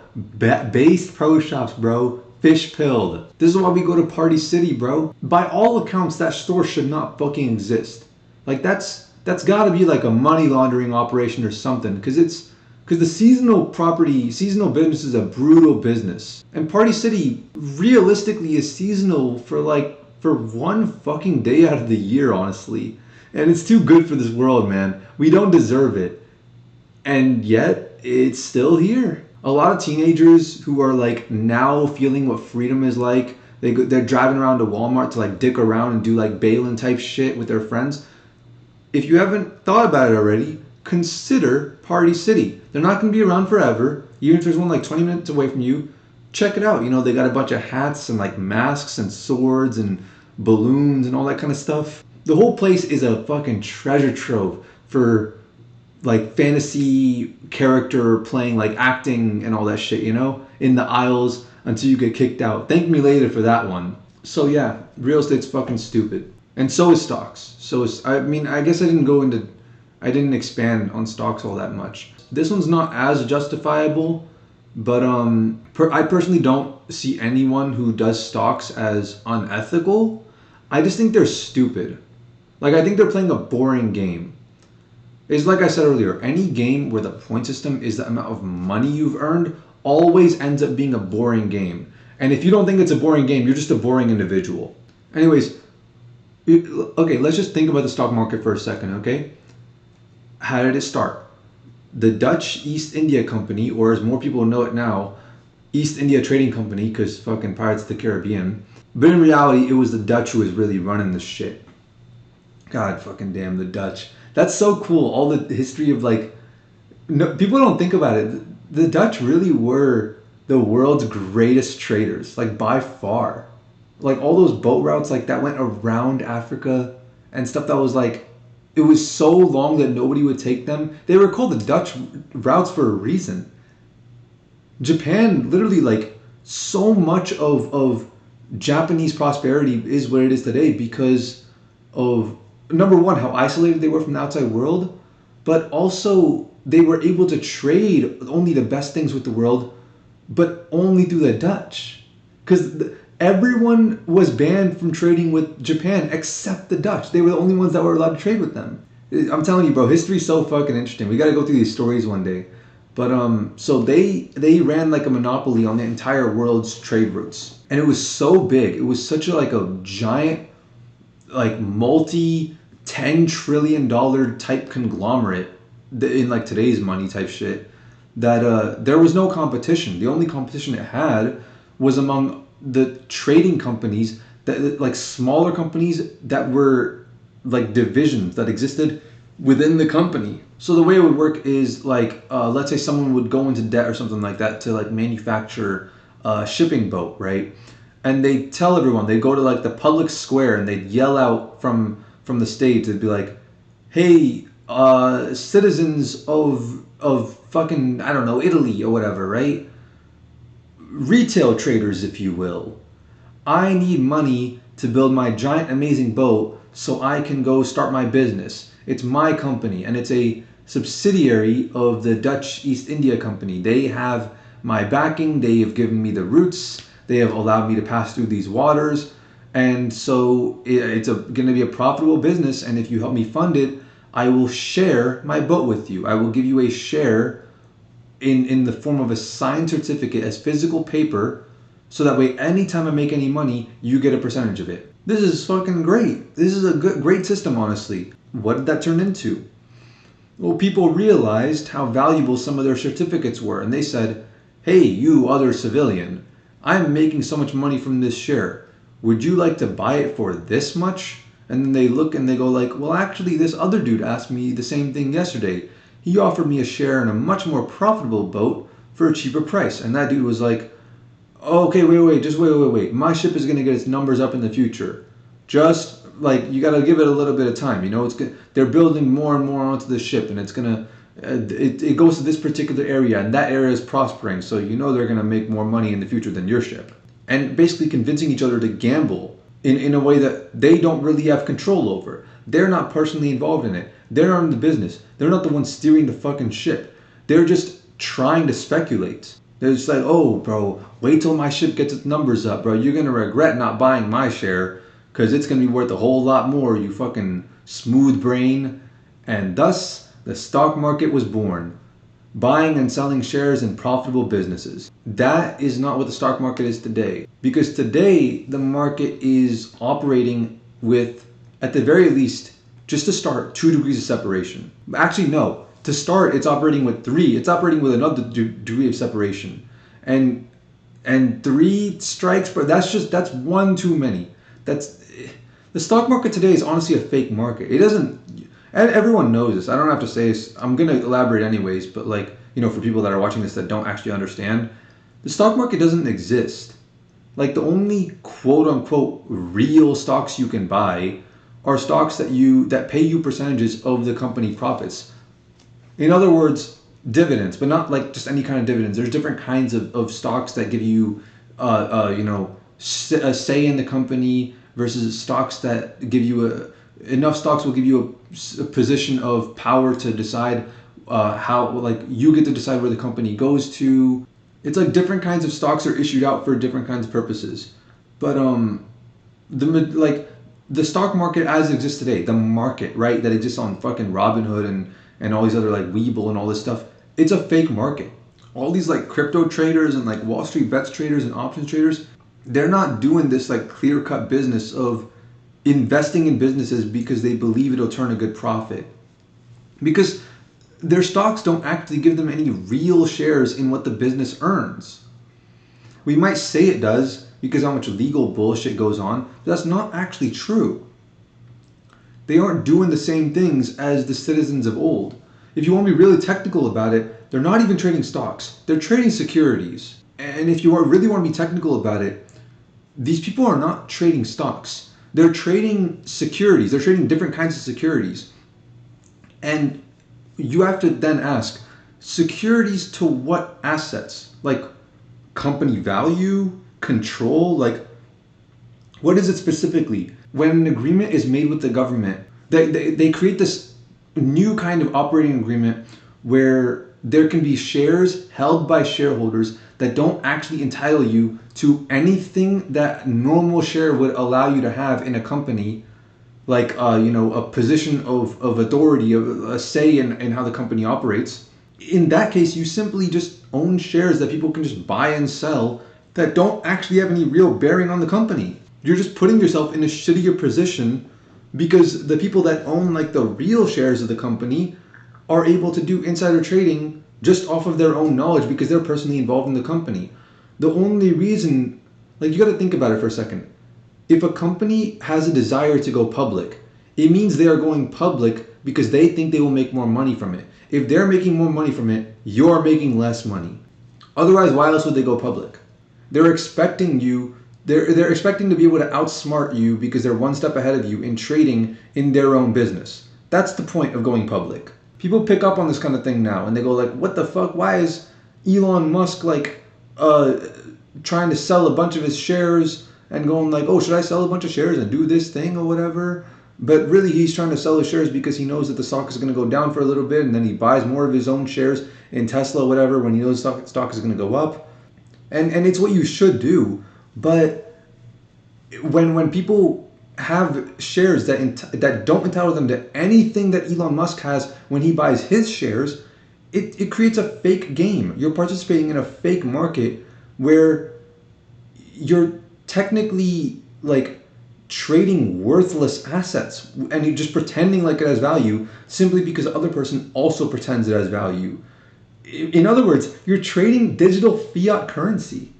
Think about that for a second. You are trading the very thing that you're trying so hard to avoid. Oh, this is fiat currency. US dollars are fiat currency. I can't have them. You're trading fiat currency. You're spending all fucking day, time and energy and brain power. You could be starting a business, but you're doing the same thing that you shit on people for doing.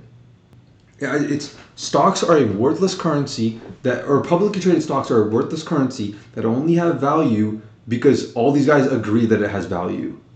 And it's not even physical like fiat cash. And really, because you're not actually trading like hoping that the company will make a lot of profit so you buy the stock. But rather, on a direct level, you're hoping that a bunch of other people end up buying the stock after you do. And contrary to what it should be, this has nothing to do with how profitable a company is. Of course, there's correlations because people just decide, oh no, but the stock will be more valuable if the company is more profitable, and they just play this game. They just pretend, oh, but the stock is more valuable than it is, but you're not getting any of the profits. They're not going to the shareholders, the investors, not in the current market. So judging the value of a stock simply by how profitable the company is to shares that they don't own, how profitable it is to other people collecting those profits, is an arbitrary standard. It's like fucking astrology, bro. It's as real as going, Sagittarius rising, so I will invest in this thing. It's literally just as real as that. But it usually works because everyone agrees on it. But it's not a real system. It just so happens that everyone agrees on it. Like, that's the fucking definition of fiat. Really though, there's no reason that people need to agree upon this though. Like, it actually means nothing for them. And this is why there's so many fucking scams and lawsuits, and people could just fucking inflate companies way beyond their actual value or crash companies way below their actual value, because the true value of a company isn't the actual determining factor for who keeps the profits, nor is the profits the direct cause of the stock price. It's people's perceptions of the stock price that is the direct cause of the stock price. That's literally what it is. But then it gets separated one more time again, because with enough people in the market, the game no longer becomes trying to determine what companies are doing well. The game becomes trying to determine what other people's perception of the company will be. But it's not even a real perception. It's not even a perception of how profitable the company will be. It's a perception of trying to guess what they think other people's perceptions are. Think about that for a second. If somebody imagines the perception of a company to be one where others will invest in the future, then they will be likely to invest. So your whole goal as an investor is to think about how many people will be thinking like that person and investing before them. How many fucking degrees of separation are we gonna have? In a fake market, then you're gonna have to predict that guy, and then you're gonna have to predict that guy. And it's just gonna have more and more separation, more and more fakeness. The game is about trying to predict other people's perceptions of other people's perceptions, of their predictions of other people's perceptions, of their predictions of other people's perceptions, of a fake standard, like fake numbers that literally don't mean anything in regards to what everyone's perception is. It's a fucking house of cards that we all just agree to prop up. And it's a waste of time. Like, go fucking build something, dude. You win at the stock market by hoping that the stocks of other businesses, not the ones that you're personally invested in, like the ones you're personally actively involved with, but other businesses that you don't involve yourself with will rise and fall in predictable manners. In other words, you're buying and selling based on how well you can outsmart other people. It's not a game where you go, oh, everyone can win. Let's hope everyone wins. It's a game where you say, I hope I can win. In other words, I hope they must lose. Others have to lose in order for me to win. Because if they outsmart me, I lose money. It's literally like gambling, except if you're good enough, then you can change teams from the player to the house, and then back to the player, then back to the house. Whenever you feel like it. But at the end of the day, if someone wins, someone else is going to have to lose. And there's a lot of stupid people who will lose money in the mainstream, fucking like Robin Hood trading and all that stuff, betting like that they can outsmart these other people in the market by predicting what the masses will invest in and not invest in, not realizing that they are the masses. And so there's a bunch of people losing who will only ever lose. And then you got the fucking Black Rocks of the world who have like literal spyware installed on every electronic device in the world and fucking flawless algorithms running on the strongest supercomputers in the world, analyzing every fucking line of code on every device on Earth to determine what people will buy and sell. Like you always hear like big hedge fund managers talk about like, oh, it gives you a chance to invest and support companies that you believe in and that you want to see succeed. That's not how it works in practice. Becoming a public company has become such a goddamn legal mess with so many fucking government regulations and all this shit that it's impossible for investing to be based on what companies people actually want to see succeed. Like think about it for a second, okay? Like fuck all the complicated wordage I'm using. Let's say you're a big fan of fucking Tesla, all right? A lot of people are. I'm not personally, but a lot of people think it's like a revolutionary company and they're changing the world for the better and all that stuff, right? And you think to yourself, the more money Tesla has, the better off humanity will be. A real simple way to invest is to buy a Tesla because then they're earning money. But and personally, I believe you would be wrong. But regardless, let's say you decide, okay, I'm going to say fuck all that and invest in Tesla. What if you hear then that Tesla's lead engineer is quitting the job after some fucking scandal, right? And the news is yet to go public. You know damn well once it does, the stock price is going to fall. So what are you doing? Are you going to sell your stock or are you going to buy? Are you going to go, no, I believe in the company. I want it to succeed. Are you going to buy stock or are you going to sell? But you're going to sell? You're not going to buy stock knowing it's going to go down? But I thought you wanted to support the company. Support it, especially in its time of need, right? Because that's when they really need your supports. So support, buy high. Buy it when it's high, and then when it gets low, you hold your position. Diamond hands, right?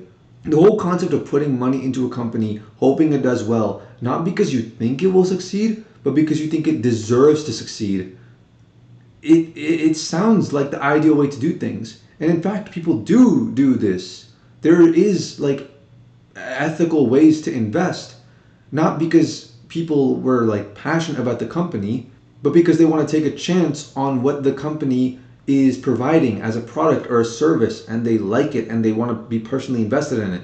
So they either get into the business and help them out, or they purchase their product. That's how you do it. You invest in a business by buying their products. If you like Kanye West, you don't have to fucking invest in a stock market that where you can go, I'm investing in the Kanye coin or whatever. No, you just listen to his music. And if people do this, if people buy the products that they want to see succeed, you'll go, this is a smaller business and I know the products are more expensive, but I want them to succeed. I genuinely want them to succeed. And people have this sort of these cultural narratives going, this is a good company, this is a bad company, you should buy the products from this company and not buy the products from this company. Then that's how you allow good businesses to outlast the bad businesses who have bad business practices, who are cheating people to get lower prices and all this stuff so that they can earn more profits, screwing people over. That's how you do it, really. You create value. You allow that company to create more value. And you don't do that by pumping money from here to there to there to there. You do that by paying for their labor, because their labor is what's creating value. So you pay that company, you say, hey, make more of these products, you know? You promote the company, you shout them out, word of mouth marketing, all that stuff. Don't fucking bother investing. You don't have to invest, because the amount of money you spend investing, you could spend that same amount of money, but the products that you love so much, you get to have those products. And they get to streamline their process, and it's just a win-win. Because if you're in the investing game where you're not actually trying to buy the products, and your outlook is telling you like, oh, this brand with bad labor, like fucking Gucci or something, it'll go up, and you have some information that you think it'll go up, but you don't like that shit, right? You don't want to pay fucking $500 for a shirt, for a fucking shitty ass t-shirt, but you want to invest in it. It's like, no, dude, buy the t-shirt. Buy it. If you would not buy a t-shirt, then that company's not worth investing in. They don't deserve your money. It's just that simple. You're investing in the company by paying their labor force. That's how you truly invest in a company. But if you know their stock price is going to go up, you will invest. It's a shitty game. It's a corrupt game with so many degrees of separation from what's actually happening in reality, versus like a farming company. Like they sell fucking fruits. This farm sells fruits. Let me buy the fruits. You know, I like the fruits that they sell.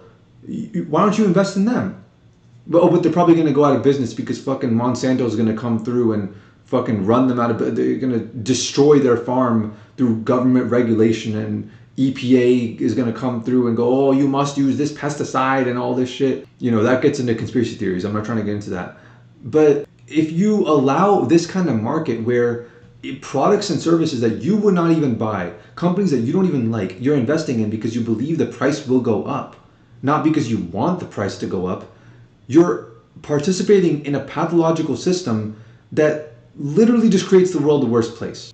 It does nothing good for the world. It does not, and you might say, oh no, how can it make the world a worse place? It's a neutral thing, because if you're not going forward, if you're not actively making the world a better place, you're not staying stagnant, you're falling behind. If you're not actively trying to be more fit, you are becoming unfit. There is no static position. There is no being static in the world. It's like in football, like if you're not making plays, if you're not moving yards forward, time is passing by. Downs are happening, first down, second down, third down, fourth down. Like, you cannot stay stagnant. There is no staying in one place. There is no neutral. There is no like, the stock market may not be helping people, but it's not hurting people. If it's not helping people, it is hurting people, because we are human beings. We consume. We must counteract our consumption with creation. Every human requires a certain amount of money to survive, a certain amount of initial expenses that they must pay to survive. So we must counteract that by creating good value in the world. If you're not creating that good value and you're going, oh, but the market's not hurting anyone, it is hurting people by not helping people. And also, you could be using that brain power for so many other things. You could be doing anything with that fucking money, bro. I'm just looking around me, all the products, like look around you. Think of all the products around you. All the things that would benefit from cheaper prices, from better marketing, from all this stuff. All your brain power. Think about how much brain power you've spent in trying to analyze markets. Now think about if you spent all that brain power analyzing the market of like the fucking like the headphone market or like one particular market, the supplement market or this thing, and you're like, oh, okay, I've done this research. We should change our packaging to be like this, and then we should also have it like this and tell people to take it at this time of day and sell it with this kind of thing and bundle it with this. And you go to those companies and you go, here, let me consult with you guys. Let me be an affiliate marketing person with you guys, and you create value for the world.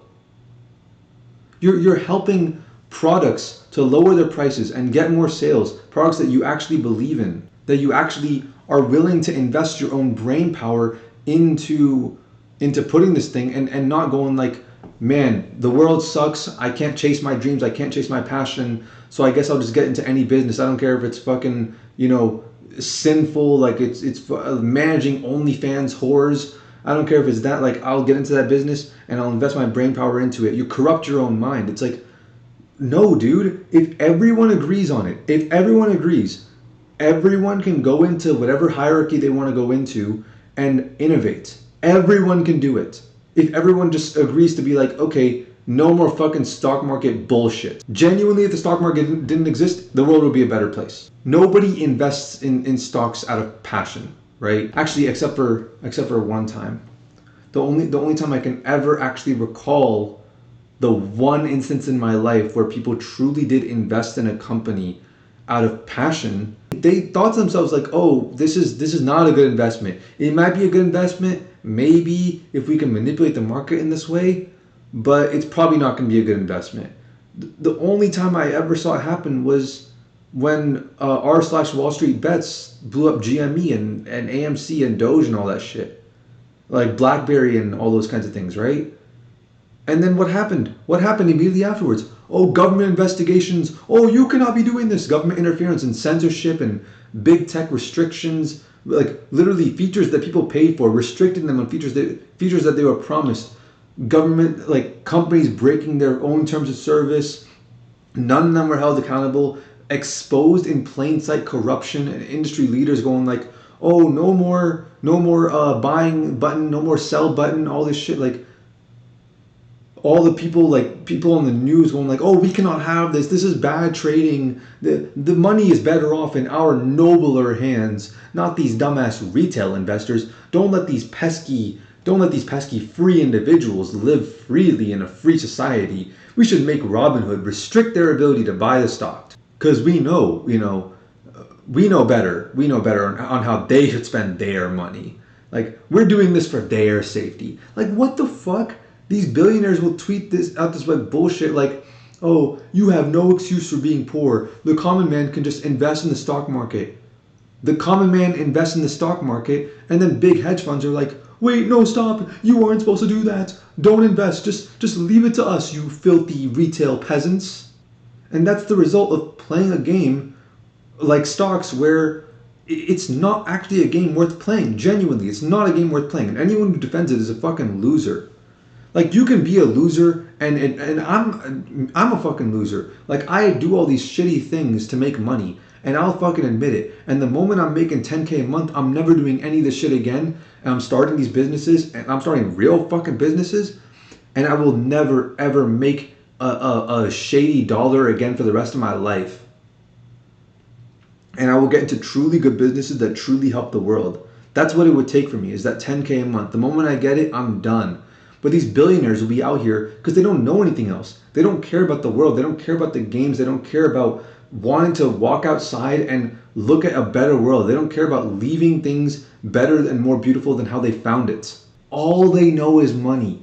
And when the point system of your game is money, it's not a game worth playing.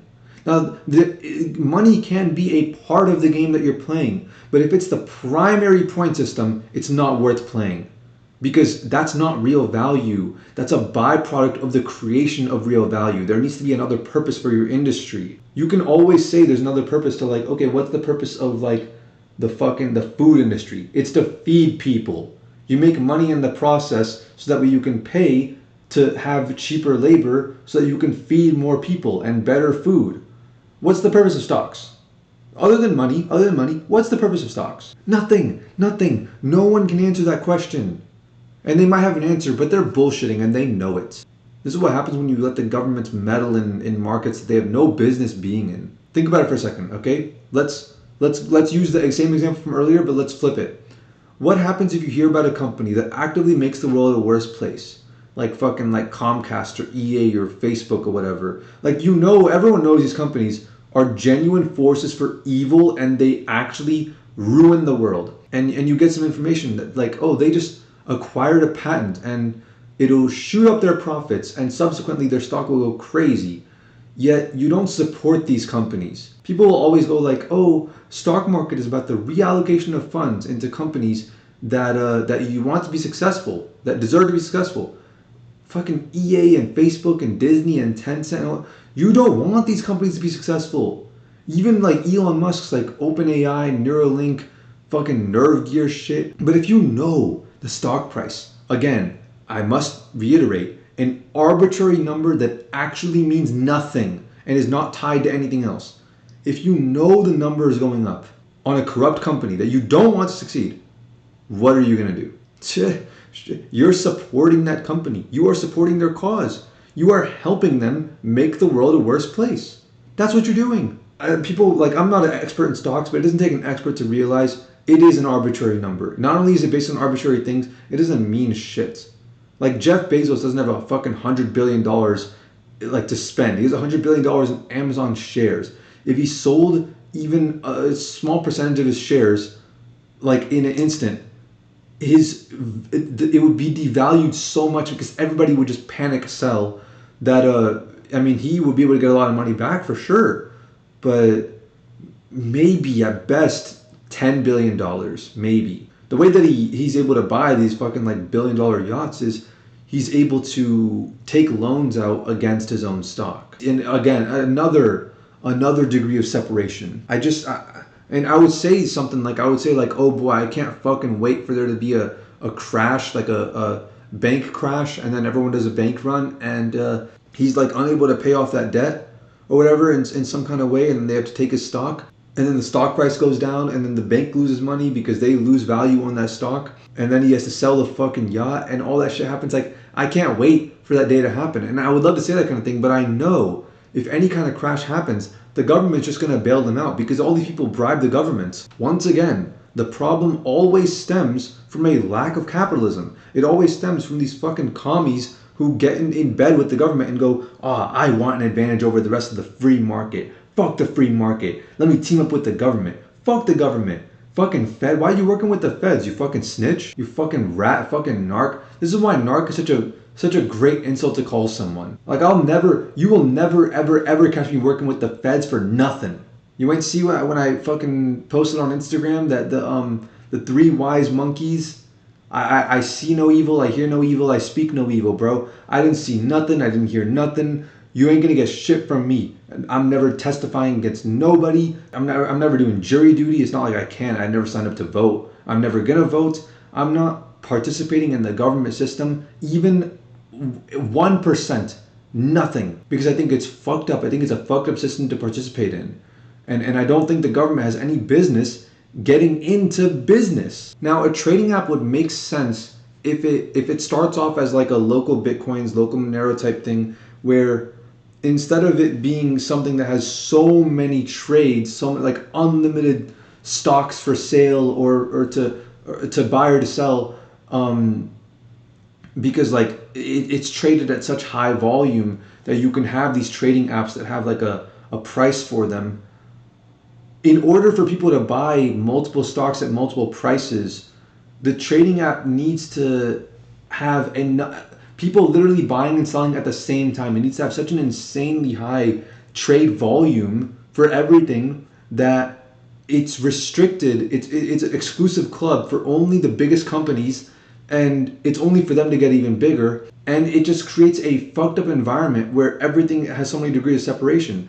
What it needs to do, a genuinely good trading app would need to start off as something that just you want to buy a stock. Okay, you have to go on the place where there's prospects for like sellers, and they go like, I'm willing to sell this much percentage of my stock in this company for this price, or I'm willing to sell this price later on, or whatever. And you go and you offer to buy their shares, that kind of thing. You know, they can't buy if nobody's selling, and they can't sell if nobody's buying. That's when you actually have a real, legitimate, authentic app, and then they can expand, and then they can go, okay, how much of this stock do you want to buy? You want to buy 10 shares? Okay, that's going to be this price per share. Oh, you want to buy, change the slider, 20 shares? Okay, well now the price has gone up because you have to buy from all these people who have listed this as their sell price. A real app like this, a real stock trading app, would make it so that every time you buy a stock, you have to list a sell price. You have to, every single time.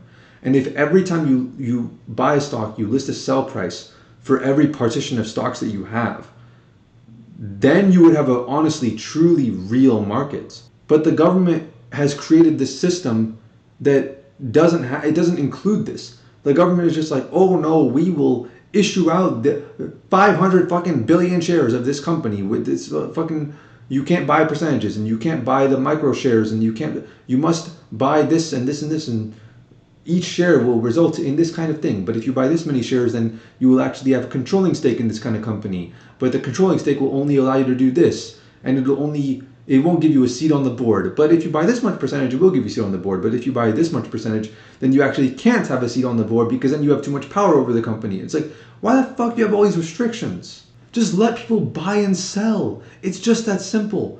Such a simple formula. Just let people buy and sell. And that's why it's also fucking, because it's such an imaginary number, it's an imaginary system.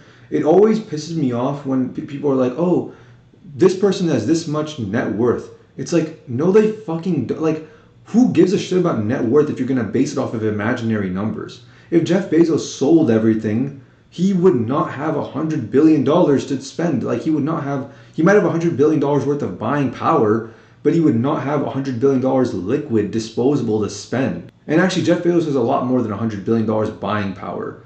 A lot of people, more people have a lot more than 100, but I mean, they have to throw away their life to have that kind of buying power. But a lot of people have a lot of buying power, a lot more than their net worth. If net worth is based off buying power, it would be totally different. But right now, what is it based on? It's just a pointless number. Apple does not, like, no human being has $3 trillion. Something can go wrong with Apple, and like, if something goes dramatically wrong, a bunch of retail investors will be like, oh fuck, I gotta pull out Apple right now. Boom. You'll see their stock price go down hell at $1 trillion. You see it go below $1 trillion even. The worth of these things is arbitrary because measurable standards are thrown out the window when it comes to public trading. But right now it's so regulated, so restricted by the government. The value of a share of Apple is not actually based on a risk reward calculation. It's based on marketing. It's based on the cleanliness of their PR and their brand. It's based on however much people are willing to buy it for. Or rather, it's not even that. It's how much people refuse to sell it for. That's what Apple's stock price is based on. Whatever that amount is not determined by some calculable measure. Like, literally, Apple can put out a fake statement, a fake profit and loss sheet, and be like, oh, we doubled our profits this month. And if everyone agrees, and nobody calls them out on their bullshit, and nobody investigates and be like, actually, you're wrong, everyone will agree and their stock price will go up. If you can manipulate the stock price by telling a bunch of people a lie and they believe you, the stock price is an imaginary number. Because it's not based on anything real. It's based on hearsay. And then so much labor is going to have to be spent trying to hold everyone accountable for their hearsay. Like, why even have this system if all these like brilliant minds, all this hard work, think about all the brain power of all these people who are investing in stocks. Think about if they all put their mind to something greater. Think about if they all said, okay, let's all fucking cure cancer. Cancer would be cured in a week, bro. But no, they'd rather fucking play this stupid ass game of trying to guess the emergent properties determined by like an individual's prediction of what someone else thinks is the emergent properties of other people's individuals' predictions of what they think other people's. It's such a fucking stupid system, honestly.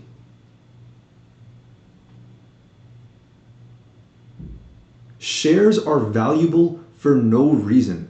This is the stock market as it operates today. It's a fake market.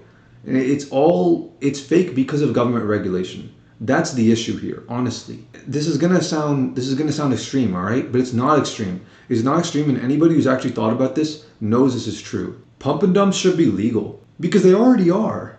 Like it's just illegal when the government doesn't like you. There's no way to get all the pump and dumps because how else do you define, like, where do you draw the line? If someone truly believes in a stock, if he shares it online, right?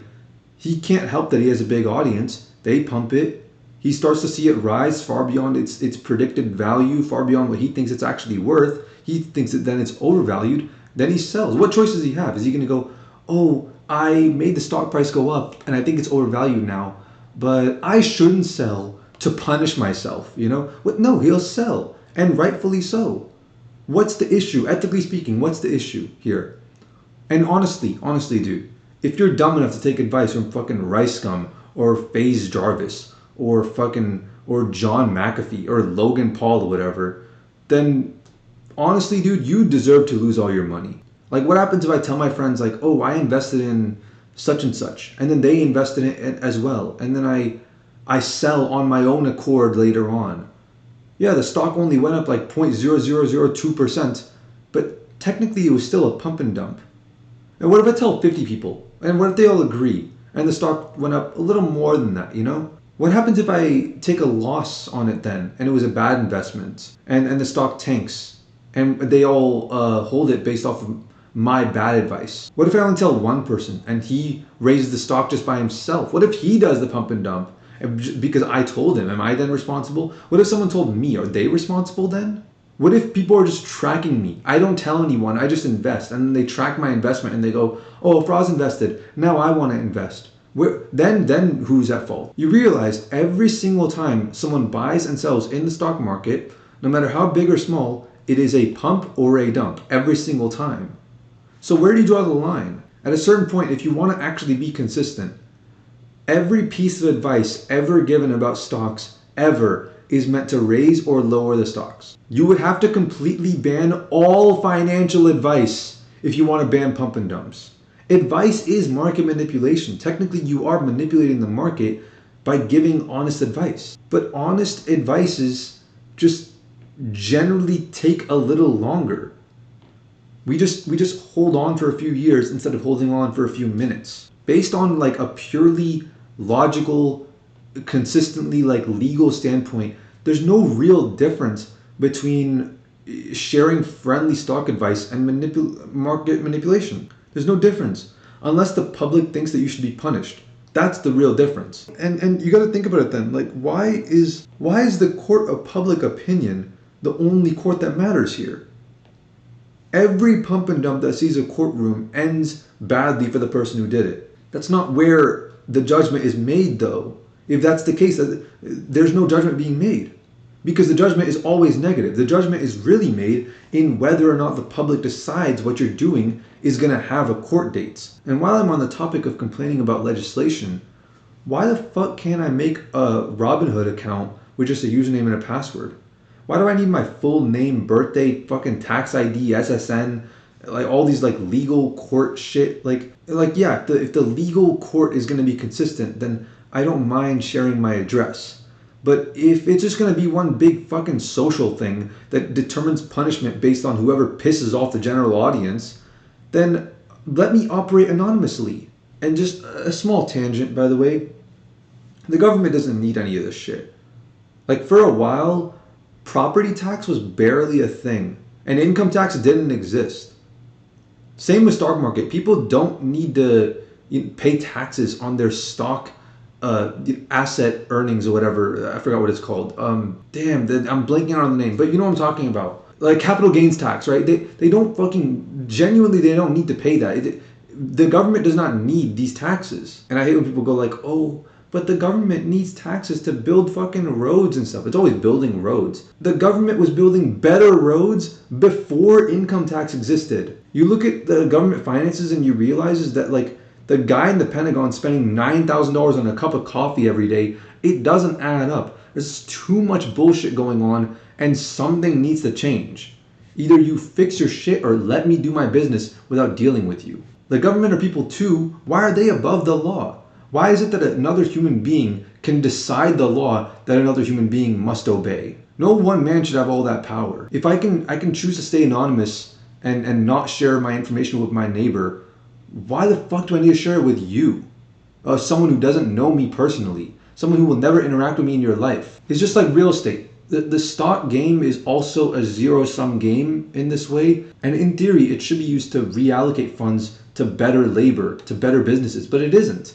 Look at everyone at the top of the market. All they talk about is like how to make money in the stock market. When was the last time you ever heard someone in the discussion go like, oh, you should invest in this company for the prosperity of the future of humanity? And then the discussion ends like that.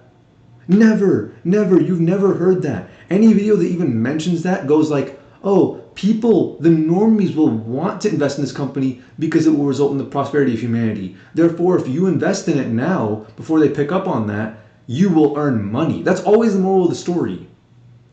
Literally watch any video of Warren Buffett on like how he plays with stocks or whatever. It's always strategies on how to outsmart other people. It's always like it's every quote by Warren Buffett can be summed up to the masses are stupid, you can be smarter than them. That's every single fucking quote by Warren Buffett simplified. And nobody ever stops and goes like, wait a second, no one else is getting value off of this. It's just so normal that it never pops up on anyone's radar.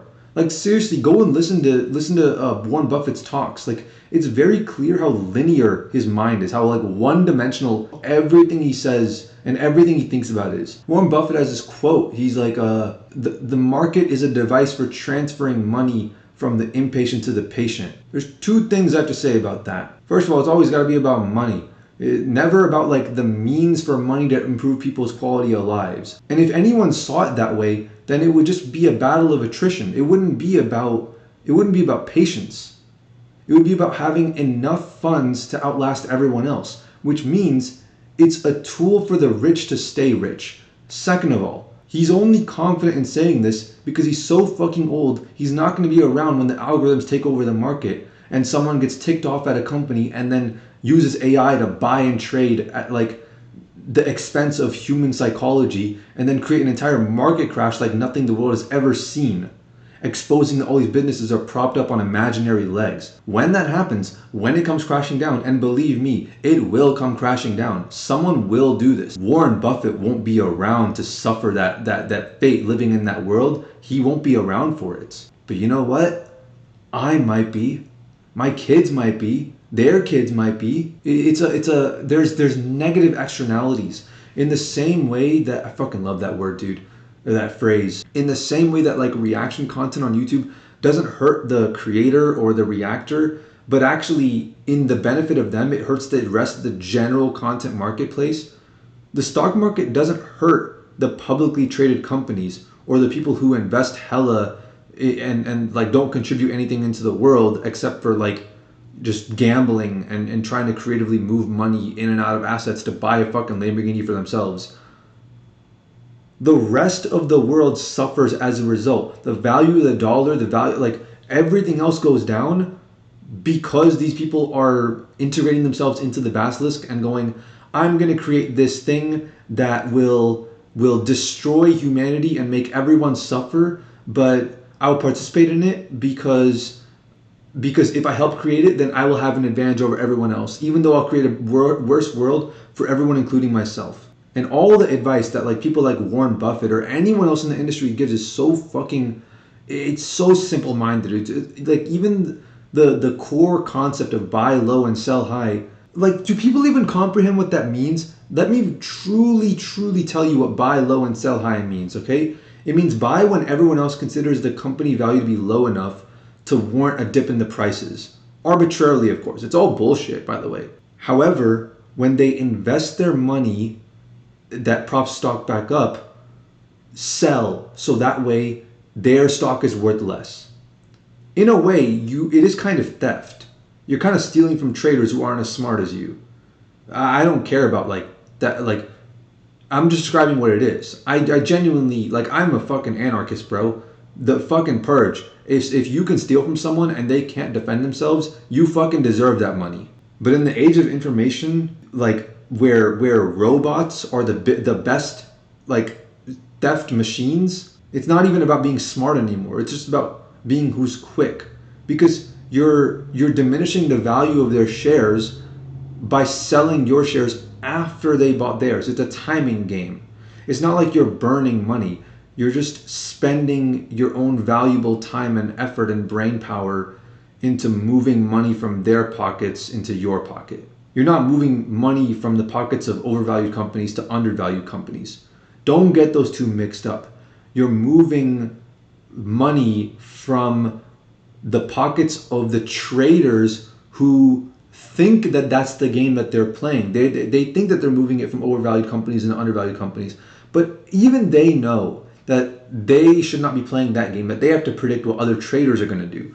And so they're predicting what traders are going to do, and you as another trader are trying to predict what all those other traders are going to do when they're trying to predict you. This kind of environment can only happen when people are not fucking talking with their own mouths to each other, and they're not communicating, and they're just terminally online, and they don't have any sense of communication or empathy to look at other people in the real world and have a conversation with them. They think every conversation needs to be a fucking podcast. That's what these guys, these are the fucking guys like who actually do trading, where they start a podcast as a coping mechanism because they have such little like real meaningful connection in their lives that they just want an excuse to like talk about something for a little while. And then even then they have to put it on camera and make it fake and inauthentic. No one's stopping people from like doing affiliate marketing. No one's stopping people from personally like buying like, oh, I believe in Tesla. I want to buy a Tesla. I want to buy a Tesla for me, and then I want to buy a Tesla and give it to a friend,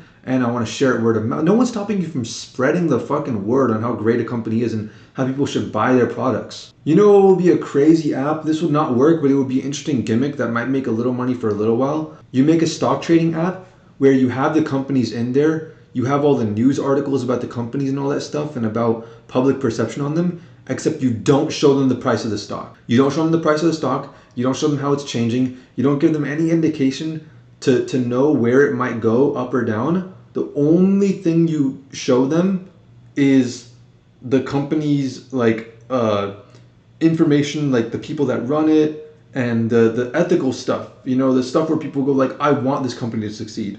The kind of products they make, their quality control, their return rates, their defective rates, like what people think about them and all that stuff. You only give them that. You don't show them the price of the actual company. You don't show them if it's going up, down, anything like that. You don't show them the price history, and then you let them invest. And anybody who goes on that app and invests, they're a real stock trader, and they really want to do it for real, and they really want to add value to the world. They really want to do it for the real purpose of reallocating money from bad companies to good companies that truly deserve it. Because they don't care about the price of the company, they just want the money to go to the right place. Good traders would go onto that app and watch what happens. Someone make that app. It might be a cool little gimmick. You might make a little money in the beginning because people might want to check it out, try out this new little game. But eventually, after a fucking day, nobody will use that app. Because everybody that invested in stocks does it for the money, and they don't actually care about the rest of the world. All they care about is fucking moving money from this pocket to that pocket to their pocket to the other pocket to until finally it reaches their pocket. That's all they care about. The money grows by exchanging a bunch of hands while some people are losing and some people are gaining, and the money itself does not actually contribute to adding anything into the world. And then you treat it like a fucking part-time job.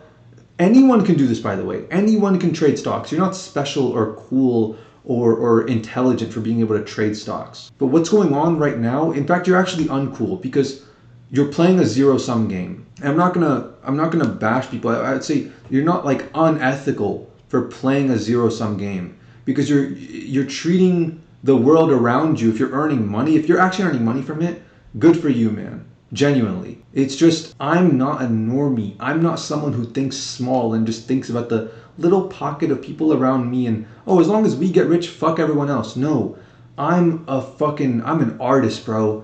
I want to change the world. I want millions of people. I want billions of people to know my name. I want to be written about in the history books. I want to be king of the pirates, bro. That's what I want. Like, I'm not a boring person. The reason why I have a problem with stocks is I would just never do it.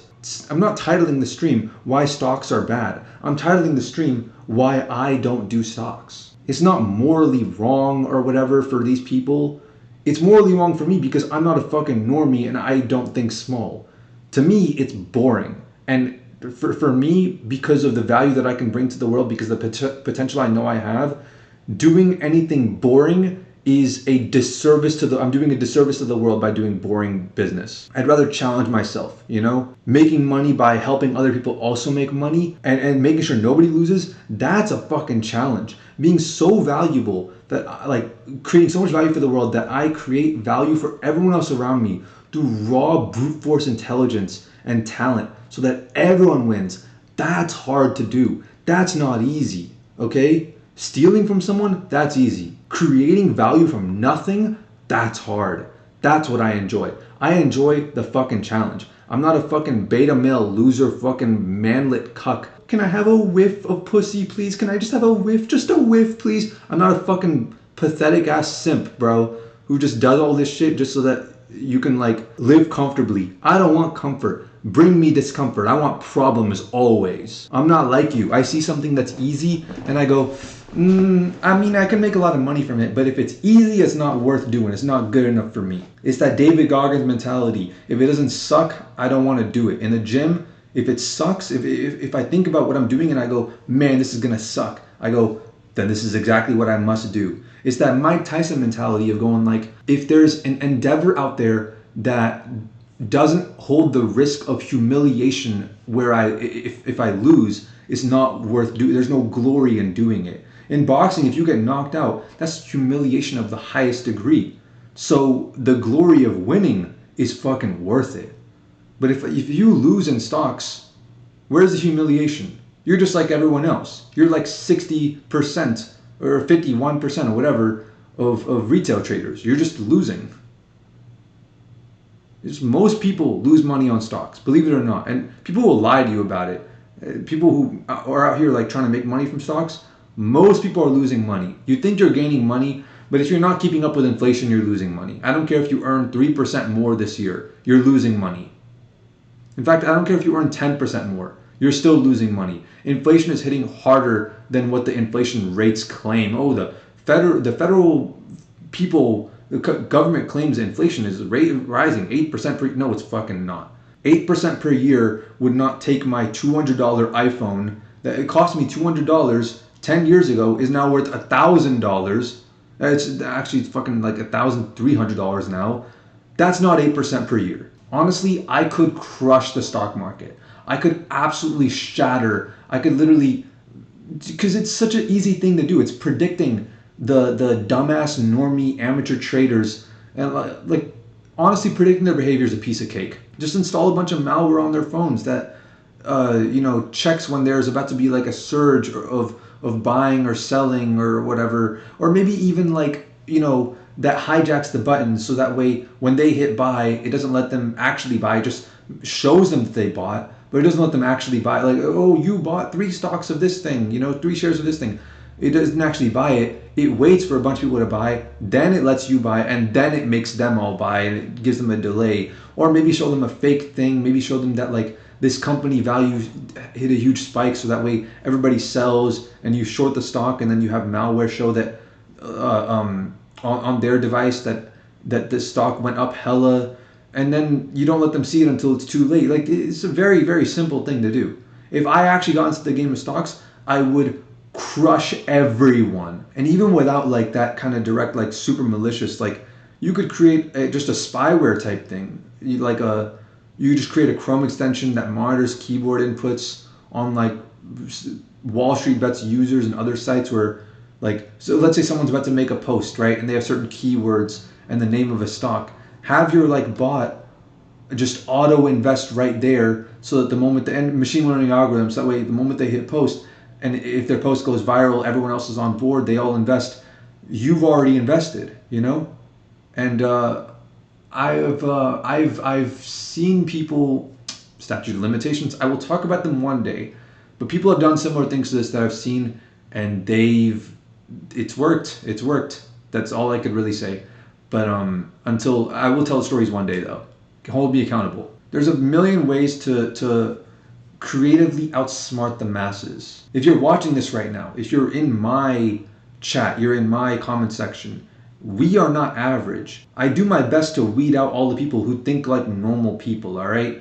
Pretty much everyone in my audience is smart enough to outsmart the masses if they put their mind to it. And so am I. I've done it before consistently with pinpoint accuracy because I can read the masses like they're a fucking book. In fact, I wrote a book. I helped write a book about manipulating the masses, and you won't find my name credited because you won't even find the book because when I was 16, I sold it to a institution that decided they want the information from that book, but they want to keep it private and they don't want the public knowing about it. And they continue to manipulate the masses and they do an exceptionally good job at it. And I should have sold the book for more. One day I will, if I become a billionaire, I could talk about it because that's when I know I can actually protect my life because they'll never let me off the NDA for this one. They'll actually try to kill me if I talk about this. This isn't no statute of limitations type shit. This is like, I gotta leave the country. I gotta flee the country and go to some place where I won't be extradited, and then I'll talk about it. But I'm broke. I literally can't do any of that. But yeah, like manipulating the masses to take money from their pockets and put it into mine. It's boring to me.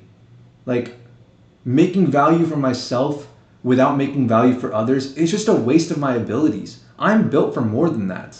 And if you're not, then like you do you, man. But I'm built for more. I'm just fucking better than you, honestly. If you don't think it's a waste of your abilities to earn money by making sure other people lose money, then like, bro, don't ever bother, like block me, unfollow me, unsubscribe. Like I don't want you in my audience, bro. I only want people in my audience who are like real ones who can actually take good advice and do something good for the world with it. I don't want you guys in here getting like good money related advice. I'm only gonna give good money related advice to the people that actually deserve it. Like seriously, get off this shit. Go fucking watch go watch some fucking Twitch.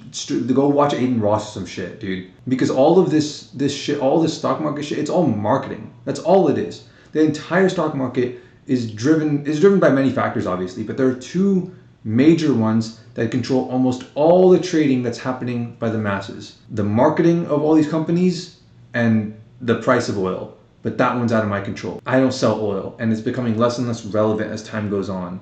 So we're not going to talk about it. The marketing strategies used by hedge funds are actually basically borderline pump and dump with fancy vocabulary.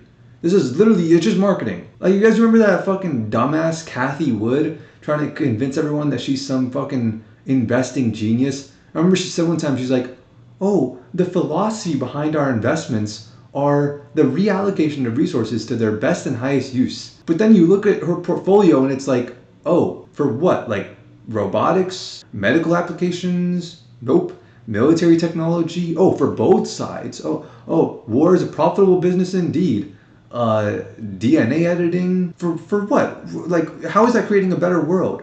That's creating a dystopia. Genome mapping, recognizing genetic or protein patterns with psychological disorder patients. Maybe you might be getting into some business like that for the prosperity of like the medical industry, but it's like, nope. These companies are just like, oh, do you want your child to have blue eyes and fair skin? Well, just contact whatever fucking company her fund invested in, you know? Oh wait, I could have said that in a way that it made it rhyme. Damn. But yeah, that should be their slogan. When you look at it from this perspective, watch what all these investors say. There's this like unsettling juxtaposition between what they say and what they do. Kathy Wood's biggest accomplishment, and as far as I could tell, her only like real claim to fame, so to speak, was predicting that Tesla stock would go up in like 2017 and beyond. But bro, back then, watch the way she talked about that stuff. She never once said anything good about the company. She never once said why people should invest for any reason other than to make money. All she said is like, oh, these things make me think that the stock price is gonna rise. Other people will invest, so we should invest first. That's the reason. Like that, not because the company's promising, not because their technology and their plans for innovation, not because, you know, they want the company to do better. It's just, no, we got to invest first because we think other people are going to invest later on because it'll make money. That's the only reason. She never once said anything like, oh, this company should be respected, or it's here to stay, or it deserves to be successful. It's like, no, the stock price is probably going to rise. These are the things that maybe think it's going to rise. So let's all hop on now. And by the way, any kid with common sense that I would talk to in high school back then, who was like 16 years old, was saying to invest in Tesla. All of us were saying that. We all knew that. Ever since the Model 3 got announced, it's basically been mainstream knowledge that this is the fucking company to invest in. You can even ask, bro, literally go find people that went to high school with me, Peachtree Ridge, class of 2018, ask them. I was literally telling people like, hey, bro, invest in Tesla. Tesla stock is gonna go up. To be fair, I also told them MoviePass was gonna go up, and I had my reasons for that because I thought they had an interesting strategy, but I just assumed that they were smarter than they actually were because they didn't use my strategy. If MoviePass had used my strategy, they would have went up. The strategy is not to do MoviePass. The strategy is to buy movie theaters and monopolize by saying, you can use MoviePass to come to our theater for any movie for free. Do you want to go to our theater, or do you want to go to the AMC that's built right next to us? And people will only go to that theater and they'll get MoviePass because they live local to those areas and people are not traveling like that. And therefore you can develop these subscriptions kind of as like local things, and you could charge people locally, and you could say, oh, if you're local to this area, then this is how much MoviePass is going to cost you. If you're a traveler and you want access to MoviePass all across the world, this is how much it's going to cost you. If you want it just at your main theater and then you want discounts like $1 per movie, or anytime you go to any other theater, then it's going to cost you this much. But you have to make reservations for the movies and things like that. And then the AMC will either go out of business or they'll have to conform to your MoviePass rules, and then you can succeed. And I thought that's what they were going to do, but they didn't do it. And they were fucking stupid, and they had shitty developers. And it's like, bro, how the fuck you can have shitty developers? You want to disrupt an industry? You need good developers, man. That's like a make or break. But yeah, so I had a failure there, telling people to invest in MoviePass, but I had just as much success as Kathy Wood, honestly. In fact, I was telling people to invest in Tesla before she was. And I wasn't even an investor. I didn't even have a bank account. I was just a kid. I couldn't fucking link my card with any of these apps. I mean, I had YouTube AdSense money like sitting there, but I didn't even know what an EIN number was or anything like that. Yet I still gave the same advice that one of the world's most prolific, like renowned investors did, and I did it before them. And this is the reason why giant hedge funds don't want retail investors to grow. They say they do, but that's just virtue signaling. In reality, because the public trading market has turned into a completely false market. The purpose of the stock market, in theory, is incredible. It's a way for people to crowdsource funding but not need to go to the bank or end up in debt to like a million different people. It's a phenomenal idea. It should assist in the formation of a freer market where you aren't required by law to change a minimum interest rate for a loan, while also protecting those who can't survive in the truly free market, like the companies that deserve to be around, but they can't make a profit because their practices are just so much more ethical and like too good for humanity to where there's no way they can make a profit, you know? And that's the case. That should be like the case for like the non-profits that say, oh, we're not going to take any profits. We're just going to live off the living expenses. Just going to live off like there should be an amount. There should be a salary amount. Like, you know, there's like a salary amount, like floor for like, oh, this is the poverty amount. There should be a salary amount for comfortable living. And it should be like $8,000 a year or something like that. And it's like, if you are a nonprofit organization, you cannot pay any of your employees or any of your shareholders or anything like that anything more than that amount. That should be a requirement for nonprofits. And then they get all the tax breaks and all that shit, government funding and all that shit that they want to be able to have like really cheap labor and really cheap product cost and customer acquisition and all that, so that way they can actually provide some prosperity for the world. Like, I can imagine a world where there's like, where people are truly investing in the future of humanity, you know?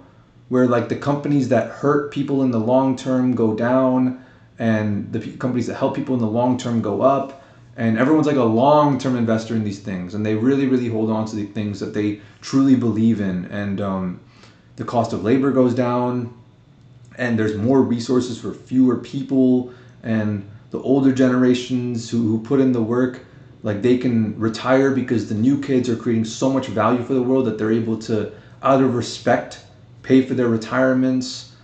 It's like the classic example of like there being 10 lumberjacks who can have their jobs replaced by 5 power saw operators.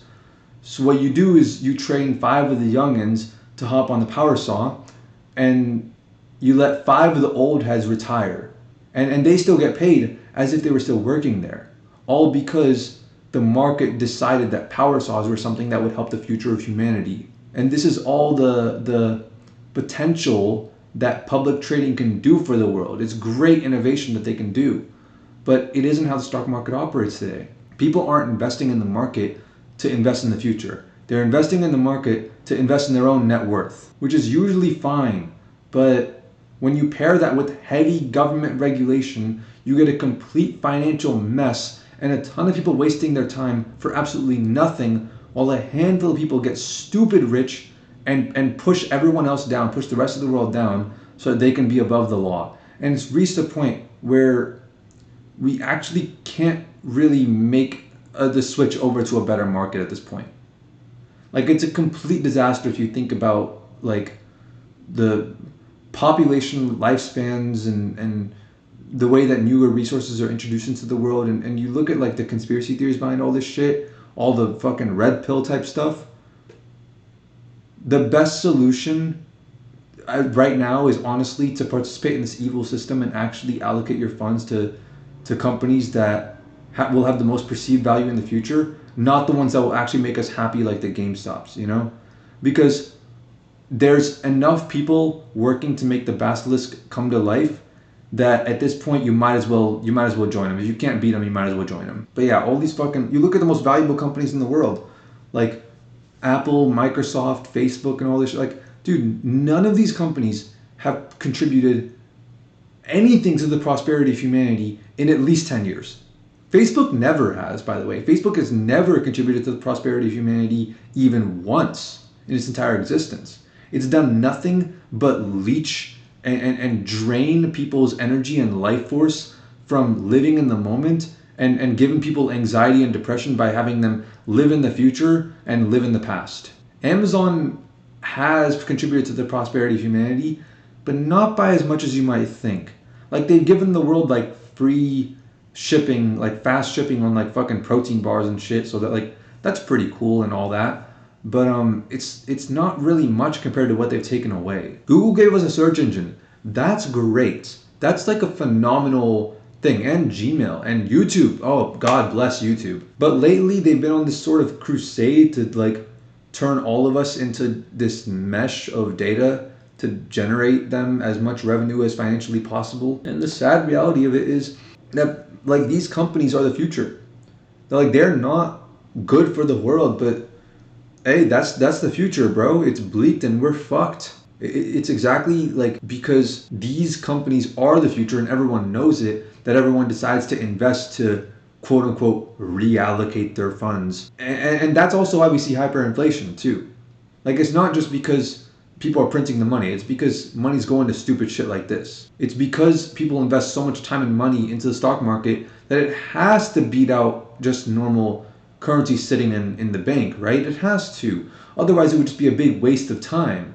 So investing in the stock market, you're participating in the crime of inflation, because not everyone's invested. If everyone was invested in the stock market, you would have the same amount of money in the system as you have labor. The value of money, it would probably be catastrophic for a little bit, but eventually things would stabilize and it would not be nearly as worth it to invest in things. Or rather, it's not that it would not be nearly as worth it. It's that it would be essential to be an investor in things. But it would not be something that gives you such a strong advantage over others. It's the more money but the same amount of labor, but actually it's less labor, so because everyone's investing their time in investing and they're not putting their time in actually creating value for the world. So if everyone, literally everyone in the world on planet Earth said, fuck like all this, like I'm dropping all these like long-term stocks. The only thing I'm going to invest in is long-term stocks into my Roth IRA and just fund my retirement, but only with stocks that I actually want to help the world and companies that I want to see succeed personally, not worrying about the price or anything like that. Then not only would inflation, like, dude, inflation wouldn't even matter. Inflation would not be an issue. Inflation is only an issue because people are like, oh, $60,000 is not worth that much anymore. Now you gotta have like $100,000. That would not be so bad if we all had $100,000 then. The problem is when inflation cannot keep up with the market of labor. That's the problem. If you have a bunch of people, if you have a person selling apples, right, and they're selling apples for $1, and all of a sudden the money supply doubles, and they decide, I'm going to sell the apple for $2, and then they go, oh man, remember when apples were $1? Oh well, it's not that big of a deal because we all have double the money. It would balance itself out. Inflation doesn't matter if markets are able to balance themselves out at the same rates. But again, the United States refuses to allow crypto to take over the world. They fucking go to war. They kill. They straight up start wars in places the moment they go, oh, I don't want to use the US dollar anymore. I'm going to use my currency now. And that's why the government fucking creates these crypto scams. And I'm not gonna get into that. But I talked to the influencers in regards to doing deals with like payola crypto scams. I've seen the people that run these scams. I've even done my own investigation. The government is incentive.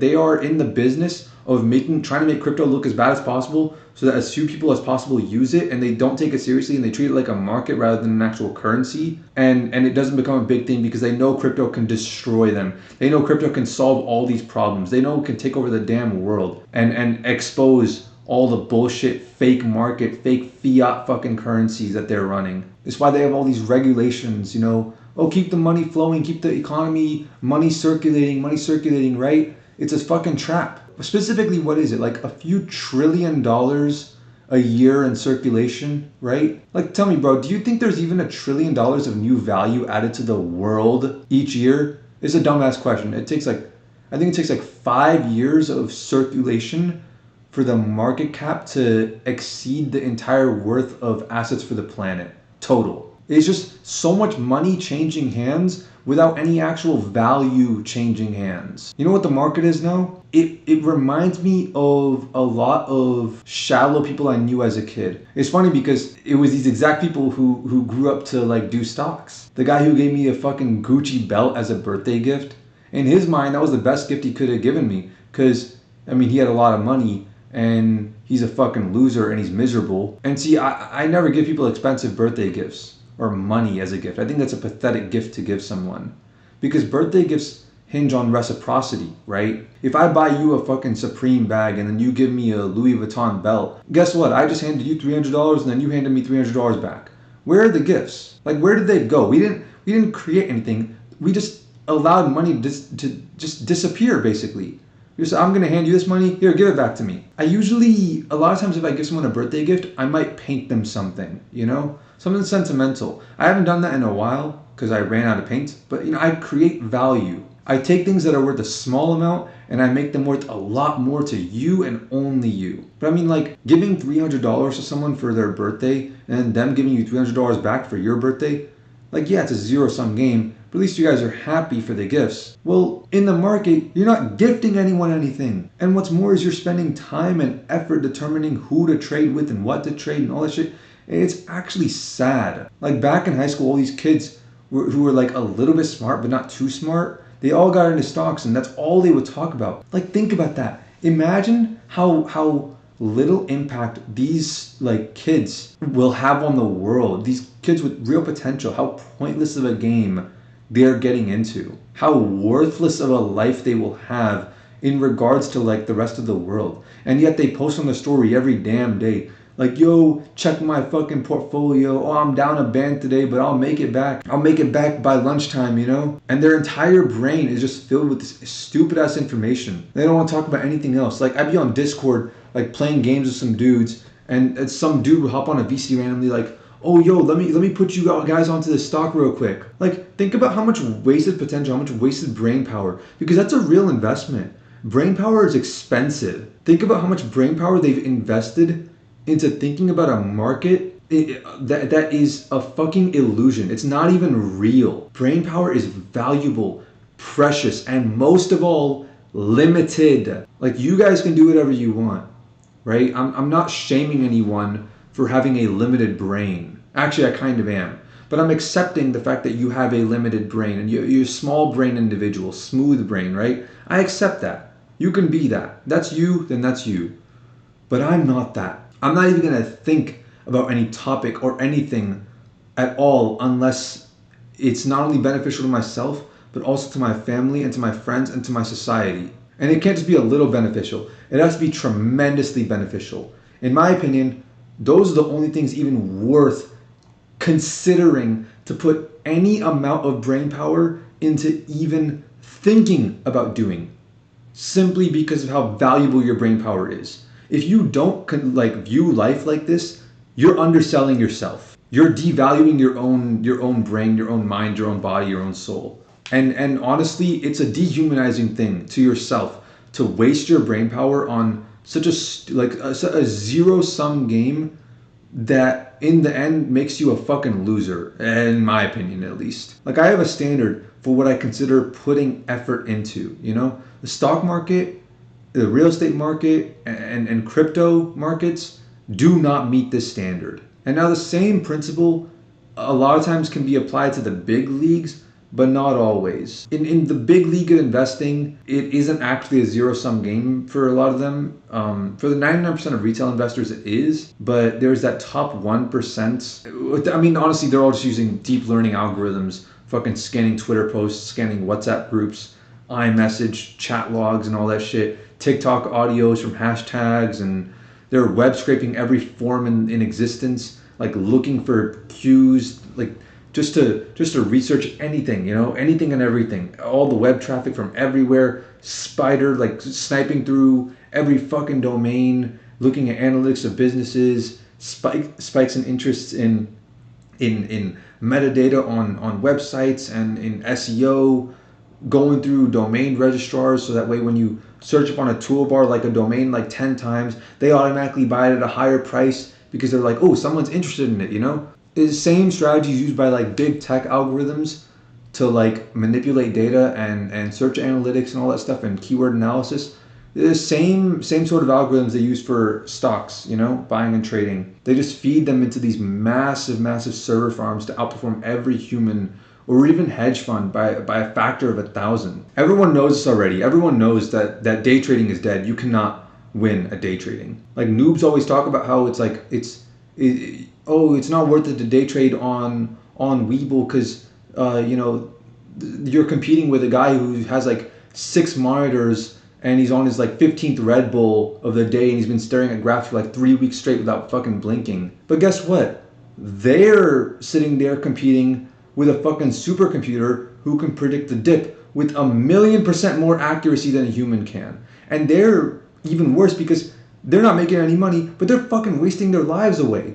They're fucking destroying their health, like no girlfriend, no fucking social life, nothing. They don't even eat properly, they don't sleep properly, and they're playing this game at the highest level, and even at the highest level, even at the highest difficulty setting, they're still losing, and it's still boring, and it's still worthless, and it's still artificial and fake, and it's a made-up reality, and it's not worth pursuing at any level, except for if you're on the level of the like manipulator, like you're in the business of, you know, like hacker type, like Mr. Robot, fucking, you know what I'm talking about, you know, like the I'm back. I had to take a call for a bit, but I want to just say, like, this is an amateur explanation. For the pros, there is actually reasons to do stock market that doesn't result in a zero-sum game. There's economic reasons to do it too. But even at that level, it's almost as boring. Listen, I like being rich. I like getting rich. I love capitalism, and I'm more of an extremist, honestly. I'm all about that laissez-faire, like borderline anarchy capitalism. Not even borderline, bro. All the way. Individual responsibility, individual freedoms, and individual luck. But I'll be 100% with you. The stock market today is fucking stupid. And my message to the guys in control of tech is let people do whatever they want to do. Stop butting in so much. All these contracts and fees and taxes and KYOC and all these terms and mandated monthly emails. I still get emails every month from Acorns. I can't unsubscribe to them. I'm like, bro, I only signed up to see your business model. I don't even want to invest. Like, delete my fucking account, dog. I haven't used that app in years. The same with Robinhood. Like, take me off your database. Oh wait, you're required by law to send me emails and invade my privacy. Well, then tell the government to fuck off. You don't need to know my identity if I'm just trading stocks. They should, like, it should be like an honorary 1099 tax exemption type shit, you know? Just by principle, they're the same thing. That's how you fix a stock market, like with more capitalism. But my problem with the stock market that can't be fixed really is that the stock market can't really honestly make you rich. Like if you're hearing this, you'd be like, oh, now you're just fucking talking nonsense. Like what the fuck am I even saying? Like, okay, define rich. And like don't even just, take a second, like think about it for like 60 seconds. Like pause it, set a timer, go back and forth in your head, flail around and debate with yourself on how to define rich. Anyone with an IQ higher than a fucking potato will come up with the answer that it can't be achieved trading stocks, no matter what the answer is. Or even like any like long-term investing strategy like Warren Buffett type shit. Like most rappers nowadays define being rich as being a millionaire. $1 million, okay, let's say $1 million is rich, okay? What about 900K? Is that rich? That's kind of, what about 800K and like a nice car? Or what about 700K and like a fully paid off condo and also a dog? Is that rich?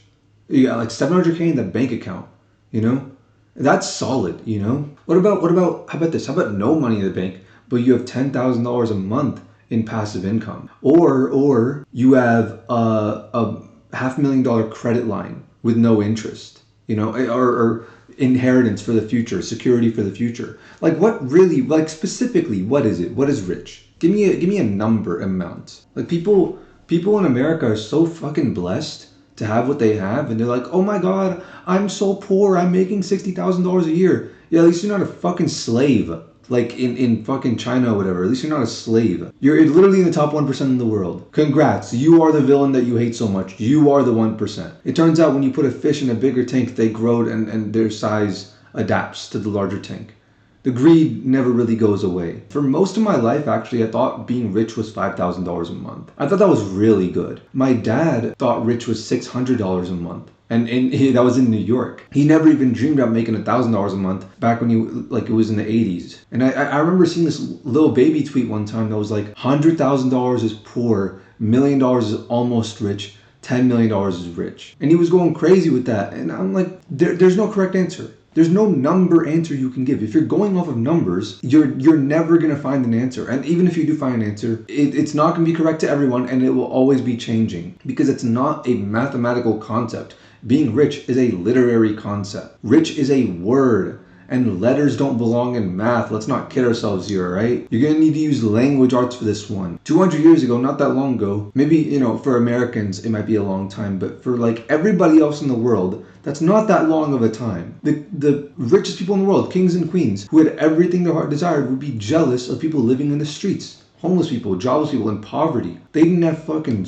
proper soap or plumbing or a subway system or condoms or like pills that can be delivered to your home. Any of that shit. Like everything was like, oh, you have this disease. Oh yeah, fucking eugenics and all that shit, They didn't have all the access to like these public libraries, internet. We've eliminated like so many deadly parasites from the world.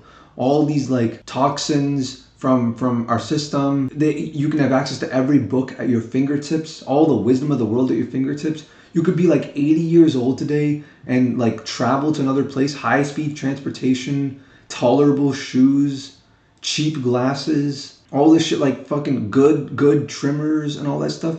And fucking it's amazing what we have today. Anime and movies and TV shows and all this shit and all this music. Like, how the hell could we ever be ungrateful for what we have? They couldn't even listen to music without going to a concert. Like, only the rich listened to music. Music was not a mainstream. Can you believe that? Where it's not even that there wasn't mainstream music and underground music. Like, music itself was an underground thing. You had to be rich to go to the opera house or the concert. And then when you heard a piece, like let's say Mozart was on his like world tour, traveling the world, shows up to your church or whatever, it shows up to your concert hall in your city, and you go like, oh, I'm gonna go visit him. He plays a piece and then leaves and then never comes back to your city, and you're like, well, I'm never gonna hear that again for the rest of my life. And actually, no, this wasn't even that long ago. People who watched like Star Wars in theaters were like, that was a great movie. I'm never gonna see that again. Like, look at the shit that we have, bro. Clean water that's free for at least in America, it's free for the public, and air fresheners and video games. You know, they didn't even have toilet paper 200 years ago. Imagine living in a world without toilet. How much would I have to pay you to live in a world without toilet paper? Like, you have all this for free, and then you get to make money on top of it. We have fucking iPads and pads and tampons, you know, for the girls, for all zero of you watching. Compared to the richest back then, even the poorest are living in luxury that they couldn't even comprehend. In their wildest imaginations, they couldn't even think of this 200 years ago. You know, there were only 1 billion people on Earth in the year 1800. Now there's 8 billion. Now, I think it's official. Like, not like official. I mean, you still get, there's like a room for error for like 500 million, 1 billion people, you know, because nobody really knows for sure. But I think generally it's agreed upon it's 8 billion people. And we're coming up on 9. Let's make one thing absolutely clear. According to historic standards, everyone today is rich. We're all rich. If they were alive today, if they got transported into today, they would be grateful for what they have. How the hell could we not be? We're human just like them. If they can learn to be grateful, why can't we? People still complain about not having enough money, or they try to assume that being rich is this and then this and then this. You're all wrong. These people who complain about like, oh, this is rich, they're jealous. They're jealous. That's what it is. They want what others have. It comes down to standard. It's a 99% not going, oh, the 1% is evil. They're going, I want what the 1% has. So let me try to tear them down so that way they come down to my level, because I hate seeing people above me. I'd rather see people below me, regardless of whatever it takes. Whether it be me uplifting myself or me tearing them down, the means doesn't matter. As long as I see them below me, that's what makes me happy. And it doesn't actually make anyone happy.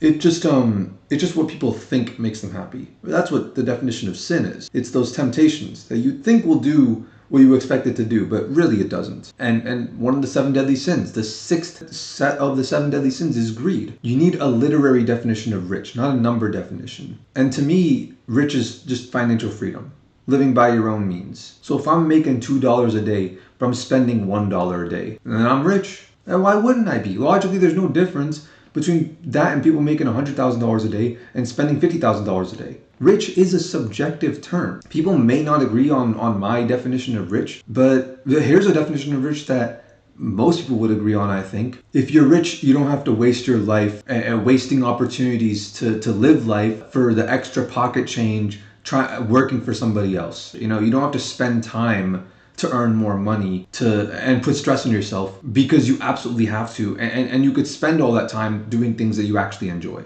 Being rich is the ability to chase your dreams. It's like if somebody says like, oh, you want to come do this gig, this job or whatever, and make, you know, $300 today, and you have that choice, or you could sit at home and do nothing, or you could go on a cruise and instead of making $300 that day, you spend $300 that day. The rich person takes the cruise. The poor person chooses to take the money.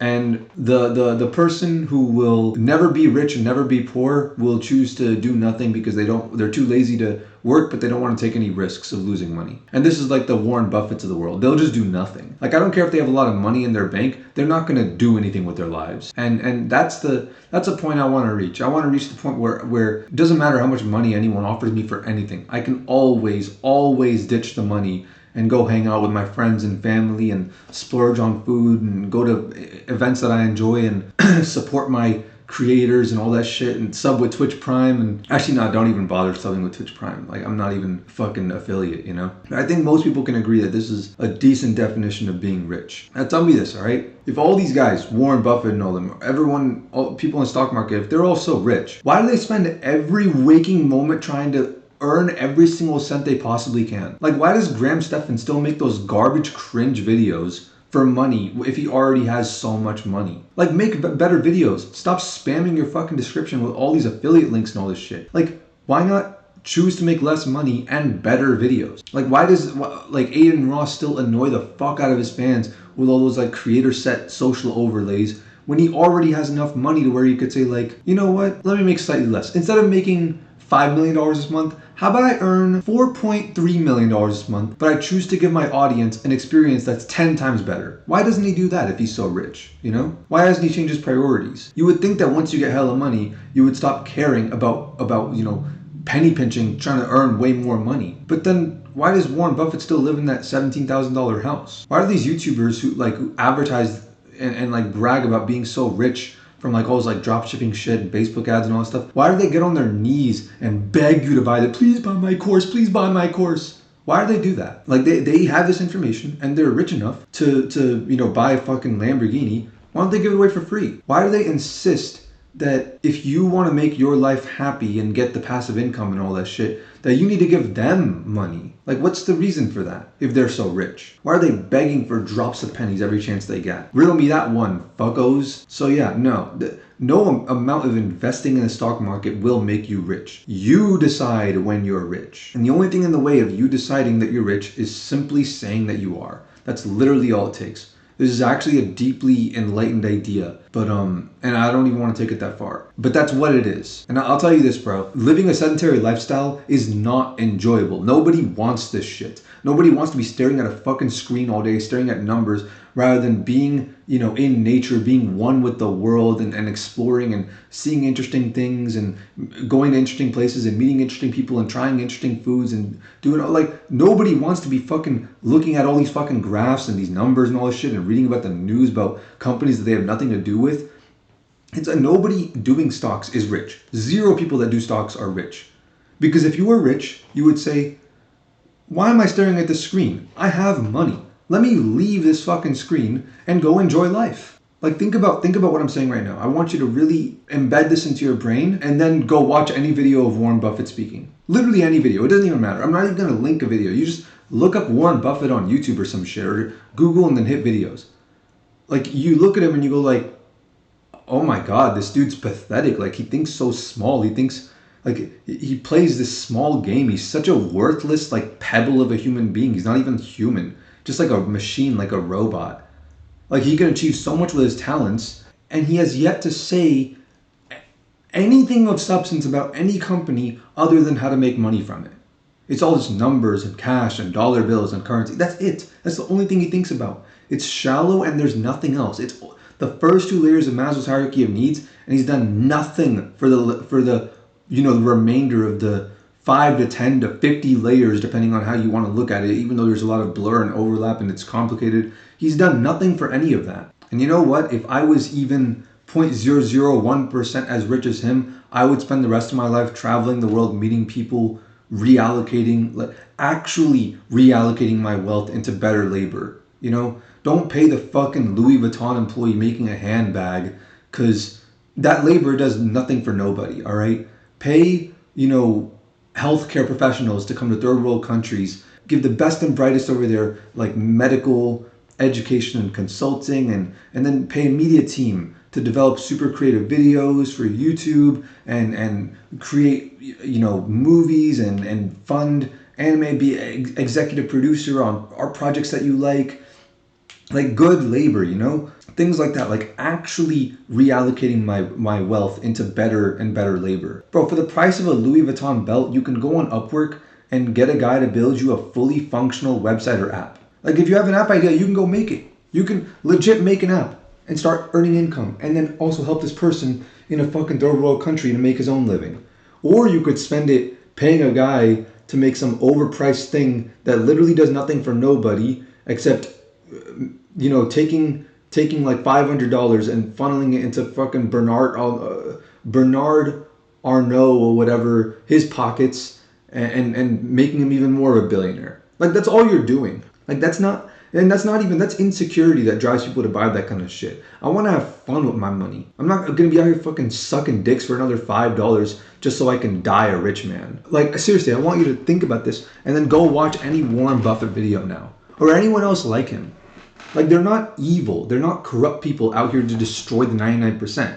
They're just idiots. They're just losers. They're just like stupid, simple-minded people who have like nothing going on in their brain, and they don't care about playing the game that gives you real reward in life. They're living boring lives and they lie to themselves to convince themselves that it's fun and meaningful. And so they go online, fucking Gary Vee, like, oh, this and this and this and that, and they try to convince everyone else in an attempt to sort of convince their own minds, because deep down they know that what they're doing is bullshit. They're straight up, they're just not bright. They're just not very bright. That's all it is. None of them are rich. And this is the reason why. It's precisely because they're willing to spend all their day, every day, looking at a fucking market, reading the news, looking at trends and all this shit. Like, that's not... A person who's rich doesn't do those actions. Warren Buffett and these people are not rich. They have never been rich and never will be rich. In you know, however many fucking handful of years left he has to live in his life. He still hasn't accomplished anything, and he never will accomplish anything. At least fucking Elon Musk builds rockets, you know? That's pretty cool. At least, you know, fucking Larry Page and Sergey Brin and them, you know, they built like world-changing software. What did Warren Buffett achieve? He played a game where the point system is money. He got a whole lot of points, and then he's gonna die. I'm not like saying this. Everyone's gonna die. Everyone's gonna die, but he's gonna die with a lot of points in his save file. Oh, good for him. Fantastic.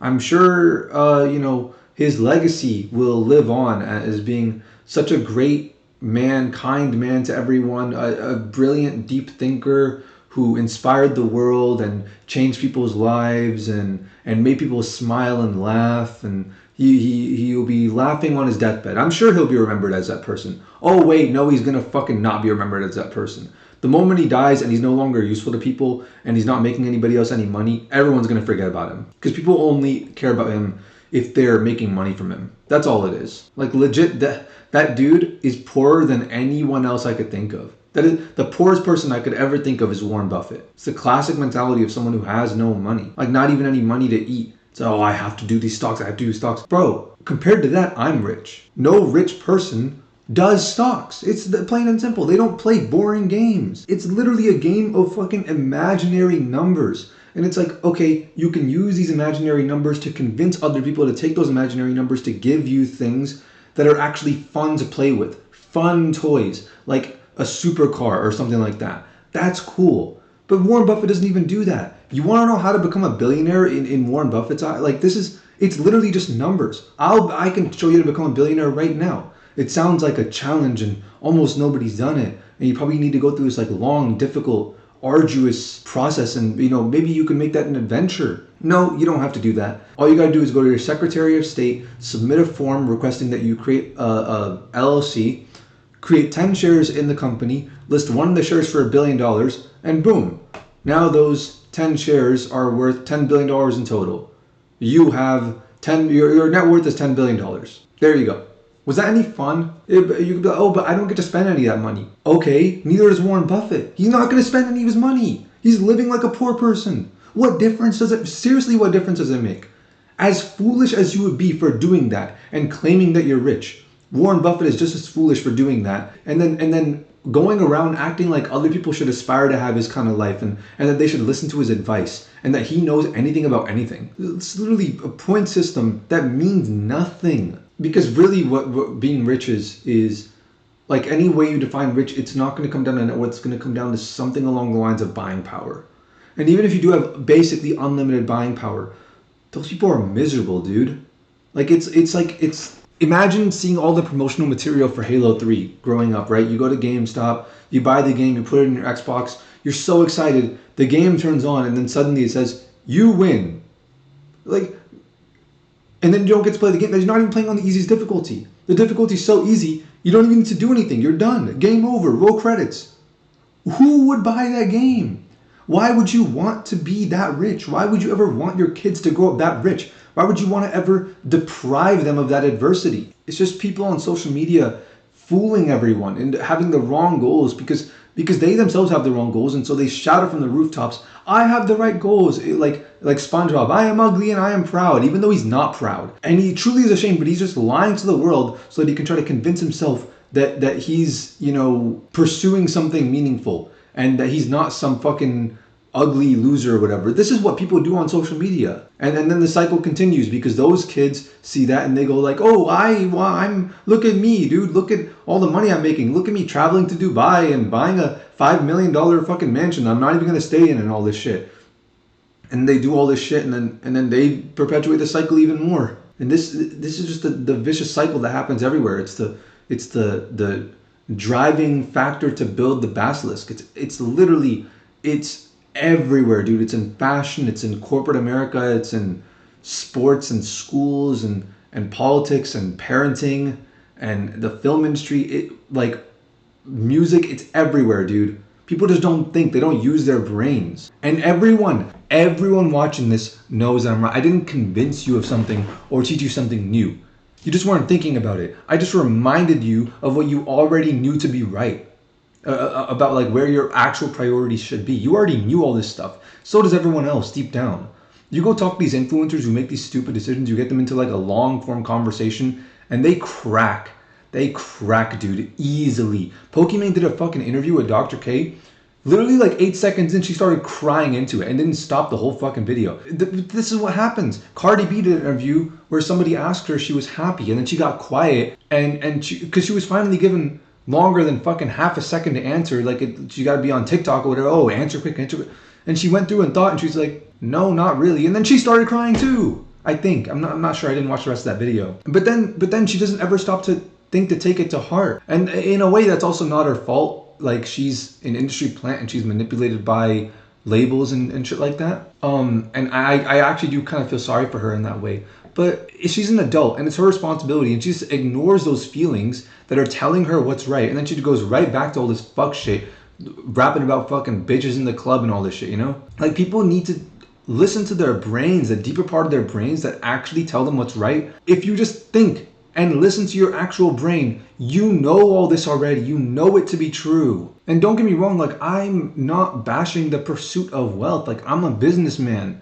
But all I'm saying is use your fucking brain, dude. That's all I'm saying. Like I have a real estate company and I have, I mean, I don't have it yet, but I have plans and things in the works for getting into trading, but it's not like that at all. You think, oh, you're such a hypocrite. You're doing both of the things that you're saying that you don't like. Okay, the businesses are not like that. The businesses are selling shovels. Metaphorically, you know, in the California gold rush, more money was made selling drilling equipment than all the money that was made in the total amount of gold that they found in California. Which makes you wonder, maybe, just maybe, what if the real winners of these industries aren't the people who trade stocks, but they're the Robin Hoods and the Co-Stars and the Coinbases and Matterports and all this shit, right?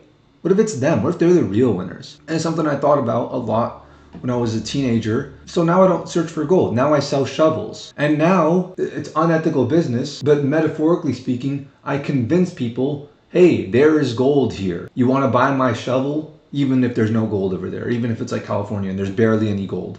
And people just convince everyone and they go, oh, buy my shovels, buy my shovels. And when I have enough money to be financially free, I'm going to stop doing that for sure. I'm planning to, maybe build a buyer's club for real estate, maybe do like LiDAR mapping, traffic counts, like businesses that can help people in real estate so that they can make money doing their shitty fucking pointless, worthless game. And I can make money selling stuff to them while they play their pointless game. So indirectly, I'm actually profiting from the misfortune of others because I'm perpetuating the business of real estate. But watch, once I'm big in the business and I have like literally any financial freedom to go around and live the kind of life that I want to live, which shouldn't take more than $5,000 a month, really. I mean, it'll roughly be that. I can't put an exact number on it. It'll roughly be about that much, depending on how inflation goes. Yeah, I'm not gonna do anything to help prop up these shitty, corrupt industries. Of course, I could transition those things, which that's going to be the most likely end result, where I go like, okay, construction, plumbing, electricity, IT, internet, legal forms, insider information. I'm just kidding, but like stuff like that, stuff that actually helps people and that doesn't prop up an industry that's harming people, but helps people who the more work they put in, the more their money is rewarded, you know? A giant company could pay $1 billion for a construction project, and a small company could pay $50 million for a construction project, and they could both result in the same thing if the people in the small company are active in the project and they're watching every day and they're involved in the construction. They're going, no, no, no, I want this and not this, and they're doing quality control and all that shit, you know? So it rewards those people who put more work and people who actually deserve to make it. Even if you're rich, broke, or whatever, you got the $1 billion to spend on the thing. If you deserve to make it, then you will make it. Those kinds of industries. Those are the kinds of businesses that I could probably transition those into if these companies end up even doing anything in the first place. But you know, like website management services, accounting, automation for like a flat fee, shit like that. You know, basically, I'm just selling shovels. I'm not gonna dig for gold because in the process of searching for gold, you lose the diamonds in the sky that you didn't even realize were so great to begin with. Like, I guarantee almost everyone that will ever watch this video, if you look up in the night sky, you'll see nothing. You'll see no stars. You might see a couple, but that's basically none. I'll leave a link in the description. Actually, I'll leave a link anyways, but a camera can't do it justice. So I'll put a picture of like how the galaxy looks when you look at the sky with no air pollution, so that way you could see. But you can't do it justice with a camera. It's not possible. This is something that human beings were meant to see with human eyes, and the camera doesn't capture it. It just doesn't. It doesn't capture the vibe, the essence of it. And those are the diamonds in the sky that you lose when you go, you know, hungry chasing, oh, I gotta get the gold, I gotta get the gold. You lose those diamonds. So yeah, I'm an old soul, very like masculine red pill in one way, but also artistic and mellow in another way, and kind of like, fuck it, man. This is how the world is. I'm gonna just let the world be how it is and live my life. But at the end of the day, when it comes to like political, economic stuff, I'm always like at the core of it, it's ethical free market capitalism for me, and fuck 12. That's it. That's how I end off my beliefs on any of that shit. And if you're in the game of real estate or whatever, you want to come up, talk to me about it. I have a company, Sandbox Realty. This episode is sponsored by fucking me, dude. Sandbox Realty. This is where if the world is your sandbox, we sell the shovels. That could be a good slogan. If you're a real estate agent or whatever, you're looking to make a good amount of money, or you're looking to do shit with stocks, then let me know. I might have services that might be able to help you. Of course, everybody has their own journey. I plan on doing unethical businesses and some boring businesses as well to also come up. But these are just too boring for me. If this is your game and you go like, okay, I'm gonna make a whole bunch of money with stocks. Once I have like $1 million, I'm out and I'm gonna start these other businesses. Then yeah, cool, go for it. I got no issues with that. You know, I keep trying to reiterate, I have no actual issues with players of this shitty game. I have issues with the shitness of the game for both. Actually, for all three. I didn't go that much in depth on crypto, but that one's kind of obvious. Crypto is literally just a game of numbers. It's already a bad game in more ways than one. Just like stocks, first of all, not everyone can win. Half of the people in crypto are winners, half of them are losers. In real life, everyone can win. If I go to a boxing gym and I spar with someone, it doesn't matter who lands more punches. At the end of the day, we're both laying down sweaty, exhausted, and we dap each other up because we both got to win from that, basically. Now, of course, one of us won more than the other, and we're going to count that as a win, and we're going to think about that. But from the overall exchange, more than just sparring, what actually happened in that exchange, we both got a win from it. In conversation and on some real shit, like if we're talking about it, if he landed more punches than me and he got me more, did more damage, you know, like theoretically, like more opportunities to damage me, then I will never ever say in a conversation that I won. But the philosopher in me, who's willing to speak alone on stream, will say, we both won. We both got an extra win. He got one win more than I did, you know? And that's the win that's really important in these masculine games. But in the human games, we both got to win. So it's a good game. Everyone can win. Actually, I had this same conversation with this one Muslim girl about like doing stocks and if crypto is haram. because in the Quran, gambling is haram. And my brother was talking to her like, oh, stocks is like gambling. And she's like, no, it's not. Gambling is haram. Stocks are not. And I said, yes, they are. Like all of these markets, like crypto and all this shit, it's obviously gambling. Like the state of crypto right now is fucking pathetic, honestly. These people should be ashamed of themselves. People will just fork Bitcoin and then nobody will say anything about it. They'll give it some trendy name and then people will hop on it and buy it like it's a fucking trend.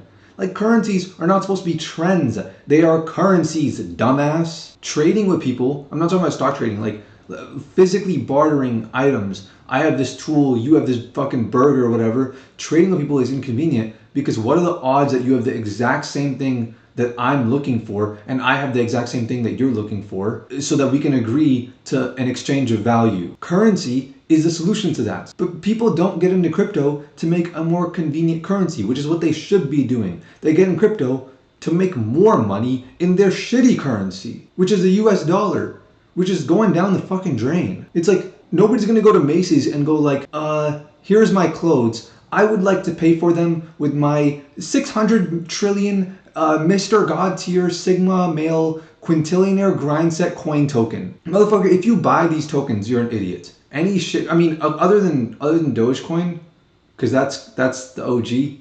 But other than that one, if you buy any shitcoin or even an altcoin or anything like that, without there being a utility to it, like Monero or something like that, anything else, you're a fucking idiot. Remember Save the Kids? Who do you think the whole world is gonna be like, yo, can you send me 10 Save the Kids for this fucking, for that Venmo, for like the, you know, we just got Chick-fil-A. Can you send me 10 Save the Kids for your share in that thing? Like who the fuck is gonna say that's not a currency? That's not a currency. It's cryptocurrency, right? Like call it what it is. And stop treating it like it's a fucking market. And then Save the Kids is also like, oh, it has a good cause.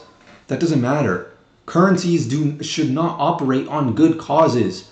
People need to work on good causes. Currencies themselves can't do shit. You need to create a currency that has as little transaction fees as possible. That's the whole point. These gimmicks, they all they're doing is just trying to make a quick buck, and everyone knows that. But the original goal of crypto is, I mean, the original OG goal of crypto is to make a better currency. But the goal that everyone has right now is just gambling. With stocks, it's gambling too. But stocks, it's not that obvious. Stocks is just, I mean, current day. Like older stocks were not like this, but stocks today, with the current market, with the current government regulations, is basically crypto with just 2 degrees of separation. The biggest loss in crypto is taken by the kids who don't know any better and get scammed by investors into thinking like that cryptocurrency should be used as a way to invest in currency rather than own currency and use currency. And these are the same kids that think fucking Elon Musk is like a real life Tony Stark and that he should be trusted with everything he says, until he created a fucking market crash and then made people lose hella money and started a bunch of Ponzi schemes basically as a result of that. And it was totally legal too, what he did. It was actually even moral. I would say it's moral what Elon Musk did, crashing crypto. I would say it's not unethical at all. He had a good reason. He didn't want to associate his company with it like that. He had a good reason for it. And yet so many people lost money.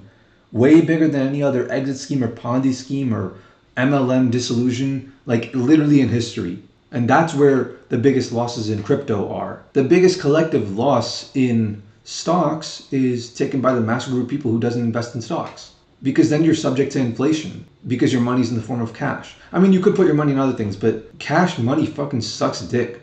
Like if you have cash in the bank right now, 10% of your cash is burning every year just by sitting there. It's like ice melting. And it's of no fault of your own. It's the fault of the government printing so much money every year. It's the government trying to screw you over. Stocks is just used to sort of weather the storm for a lot of people. And it's like, okay, that's not even investing. That's just trying to make your ice melt slightly slower, which, if anything, that's a very admirable thing to do, having your money in stocks like that. But that's not playing the stock game. You're not fucking looking at numbers and reading the fucking news and doing all this shit all day.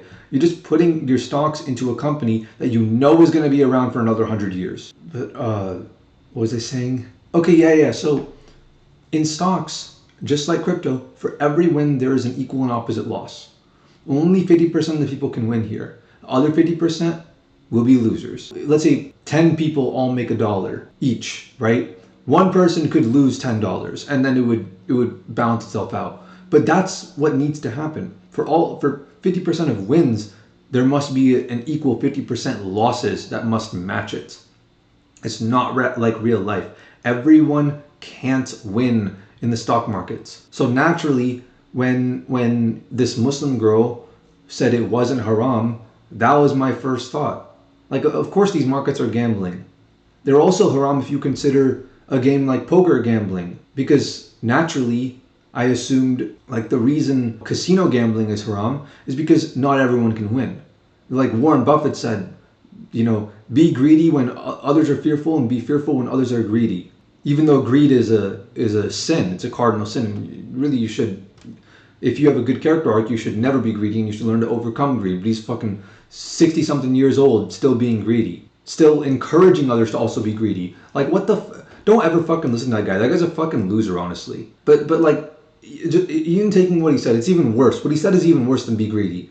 What he said is not everyone can be fearful or greedy at the same time, because the world's greatest investors all agree that this is not a game that everyone can win. So if you want to win, others have to lose. It's a stupid game. That doesn't apply to like a free market capitalism for like food or like video games or cars or clothes or like pretty much anything else, because people demand better products and they create value.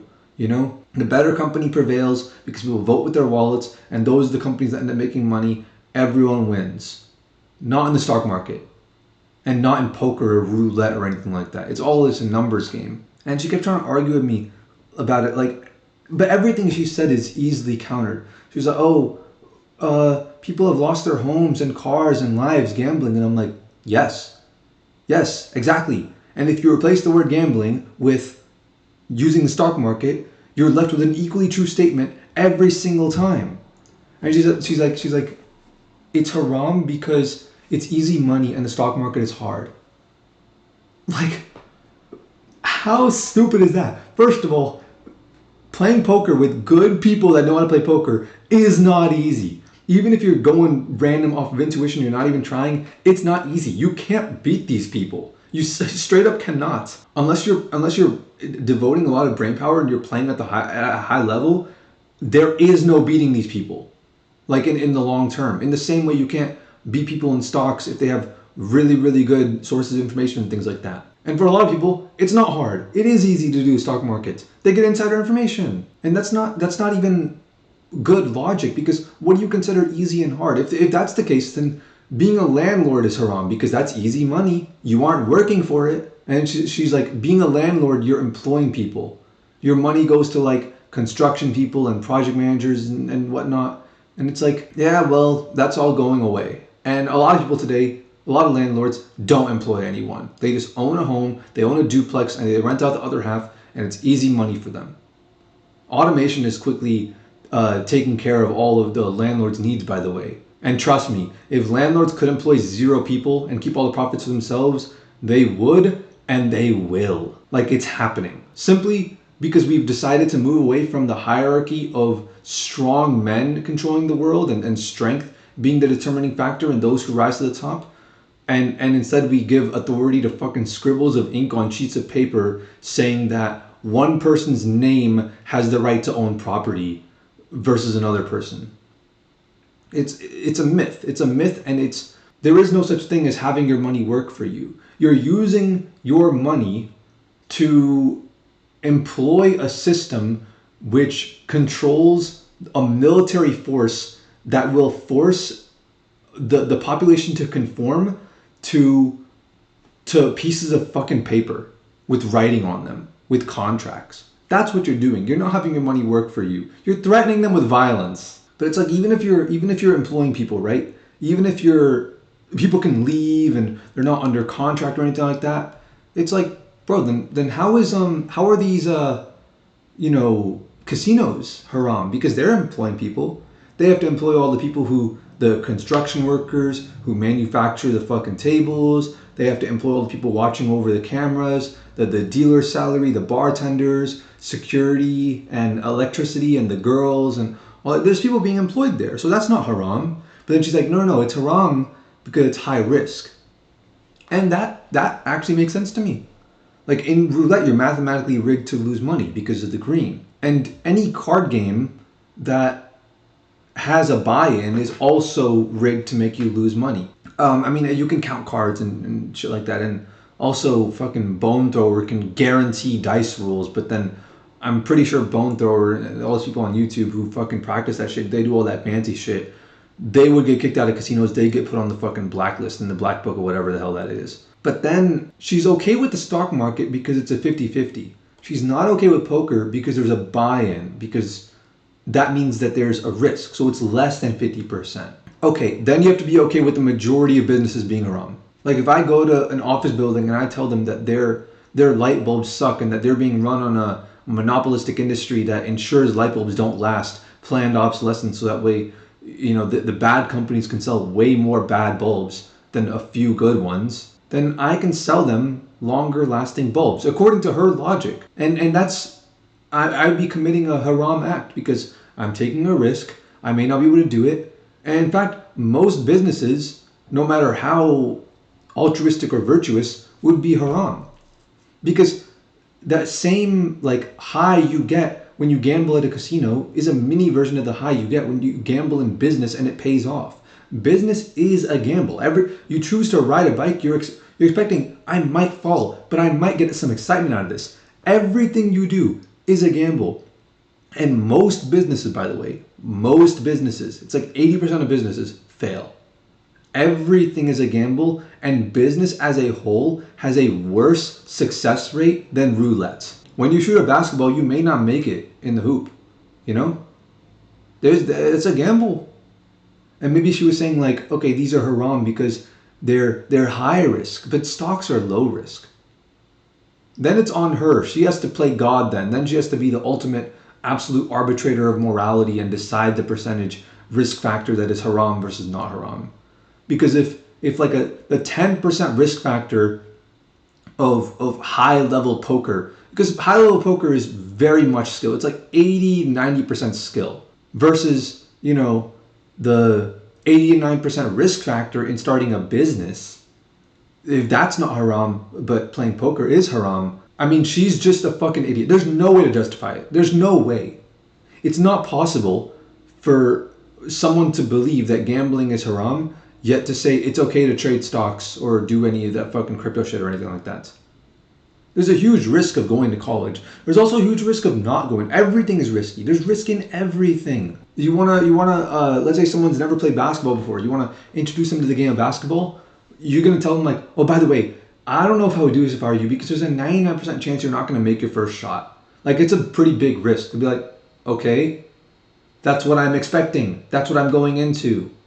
It's not an evil, sinful risk if you know going into it that you are taking that risk and you know the risks involved. Because if you really want to avoid all the risk in basketball and you never want to miss a shot, don't ever shoot, because you'll never miss. And that's when I was like, all right, you know what, there's no arguing with her. And then she went to the fucking stupidest argument of them all, which is, well, it's illegal and Sharia law, you know, law of the land, which is true. It's open to interpretation though, and the translation has critics, but that's true. And if that's the case, then let me just walk up to the fucking nearest Indian reservation and gamble, since, you know, that's not haram because it's sovereign land and you're allowed to gamble over there.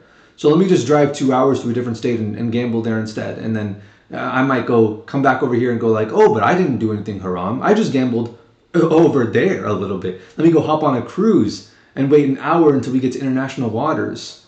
And oh wait, I'm not a kid anymore. I can gamble. I'm 23. I can gamble now. Oh shit. But yeah, like we kept on arguing. But if I can drive 2 hours to a different place and do the same exact thing and it's no longer haram, then there's a flaw in the book or the text or the original interpretation or whatever the hell it is, you know?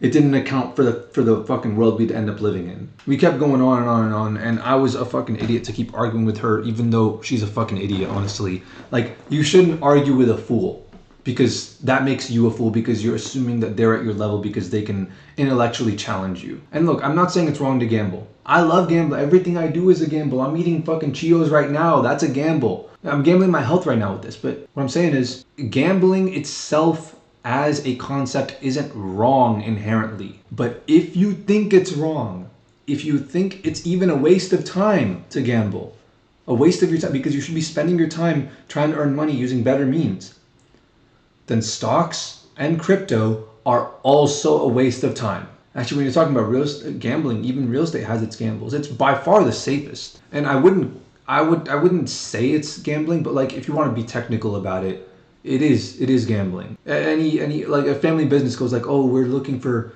private investors from our cousins. Let's take a risk. Let's gamble on this property. No matter how good the odds look, it's still a risk. Moral arguments separating these things out don't work. In fact, the government actually forces you to gamble in real estate.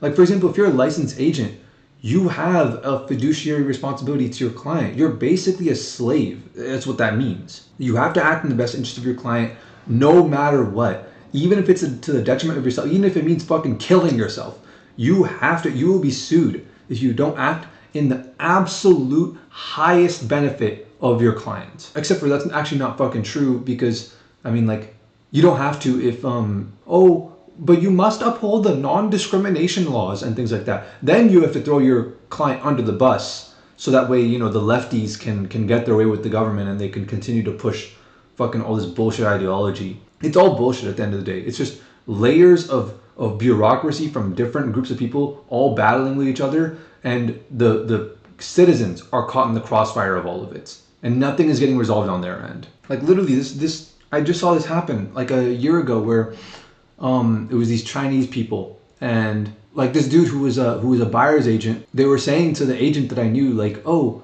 we'll give it to you for a cheaper price. However, no buyer's agent commission. And then you're fucked. Because by law, you have to present that offer to your client. You have a legal obligation to present every offer to your client, at least in the United States. So guess what happens if your client goes like, oh, $100,000 cheaper for this $5 million property, and I don't lose anything? The only person that loses something is you, the one that's doing all the work? Oh, I don't have to do anything about it? Sign me up. And that's the law. The law of the land. The law of the land requires that. The law of the land is fucking stupid. The fact that hitchhiking is illegal tells me that we don't truly live in a truly free country. We don't live in a true free society. If the law of the land says fucking rape and murder is legal, is it right? Is that okay? When you go to Kosovo, it's all gambling of all kinds is legal. That's why all those crypto gambling sites that don't require anybody to put in their age or anything like that, all those are based out of Kosovo. So is it legal? Is it not haram over there if I go and gamble and I get kids into gambling and I get them addicted? Is that haram or no? It's the law of the land. And I know, okay, arguing with literal translations of the Quran it's in a way not fair. There's beautiful essences to take from these religious texts that should not be ignored and should not be discounted. And it's low of me. It's like taking candy from a baby, trying to argue with like logical inconsistencies in religious texts that people wrote fucking 2,000 years ago. So it's like, I'll leave it alone, But the point still stands. There's no like logically consistent way to justify crypto or stocks or really anything, doing anything, if you consider gambling immoral or unethical. Real estate has its issues, and it's great as a concept, but it's just too corrupt of an industry. It's just too corrupt. But stocks are probably the worst. Crypto is too new to really make judgments on it like that. I am a bit hasty with what I'm saying right now. I'm really putting myself out here, and I'll try to back up what I say. But real estate is too safe. It's too safe, and that's the issue. It's real value, and real value has limited supply. It's a safe investment. All these fucking big, conglomerates and firms and investing hedge funds or whatever and all this shit, like BlackRock and all them and Vanguard, they're all out here like trying to buy every fucking home. You will own nothing and you will be happy type shit. Stocks I would say, actually, you can play the game in a safe way. There's many different ways to play the game, just like real estate. But even the safest stocks compared to real estate, it's night and day. The difference in security. It's like the difference between real estate and stocks, if you're trying to be safe, is like playing tight poker versus like bet the house on black roulette. That's the difference between the two. Remember that fucking guy that like the Bill Huang, $20 billion gone overnight. The problem with stocks is everyone puts their trust in certain people, but not, oh, these people are qualified to. Bro, why the fuck would you, like, where's your standard? When I go to the hospital, the only person that should be performing surgery on me is my doctor, not my fucking, like, not my, like, brother, you know, sticking a scalpel in my fucking pancreas. Like, I want to trust the expert, right? But even doctors today, like, I've heard a lot of doctors say a lot of fucking bullshit, especially when COVID popped off. The amount of medical malpractice and misinformation that came from doctors themselves in hospitals and medicine, and nobody ever took accountability for it. And they basically doubled national debt overnight. The same goes for these fucking stock experts. Like, oh, you should be handling my money because you're fucking expert on this. Wait a second, actually you're not. None of these people are. There are no stock experts, there are no bank experts, there are no hedge fund experts. We're human beings. We should never put human beings on a pedestal that belongs to fucking robots. We're not meant to play this shitty game. And when everyone is allowed to play these games, because they don't, like, it's free to invest in the stock market. And if it's free, you are the product. You are not getting something out of it. You are the product for hedge fund managers and all these people to start collecting a profit off of your stupidity. That's really what it is when you're investing in stocks. Because it's like a situation where I'm putting my trust in the market, right? Where I tell the doctor, like, okay, time to do surgery, put me under, and I'm going like, everything is A-okay. But here's the thing. It doesn't matter what I think. Oh, my brother should be in the waiting room. The moment I'm asleep, it's not like I could stop him. He could just come in and stick a fucking scalpel inside my fucking eyeball, and he has full permission, because it's not like I could say no. This is giant hedge funds investing. That's what it is. And manipulating markets like this. Or like government 401ks and national bonds or other fucking government sanctioned setups that like play into the market. And then they convince Ethan from next door, who got paid $3,000 last month, and decided his Tesla isn't overvalued enough, so he's gonna pop a few more bucks into the stock. In reality, honestly, why the fuck would I even trust my doctor for that matter? You know? Medical malpractice is literally one of the leading causes of death today. You take into account the corrupt doctors who fucking write the DSM, perpetuate the idea that like you should be prescribing fucking 10-year-old children with legal meth because they can't focus on a class designed to not let them focus. It's an insane misuse of resources and trust. And these are the people that everyone should be trusting the most. You know, like the fucking vaccines and all this shit. This is the people that like, you can't fuck this. This is health. This is the most important thing in your life. And these are the people that you should be trusting the most. If they're this corrupt, Imagine how corrupt the stock market is. And it blows my mind that people are just brainwashed. Like people on the left, like liberal people, are like progressive people are like, oh, we hate the 1%. We want the 99% to be successful. I'm like, then why are you helping a multi-trillion-dollar business betray the 99%? Why are you helping them screw over the 99%? Like Pfizer and all these people, literally having patents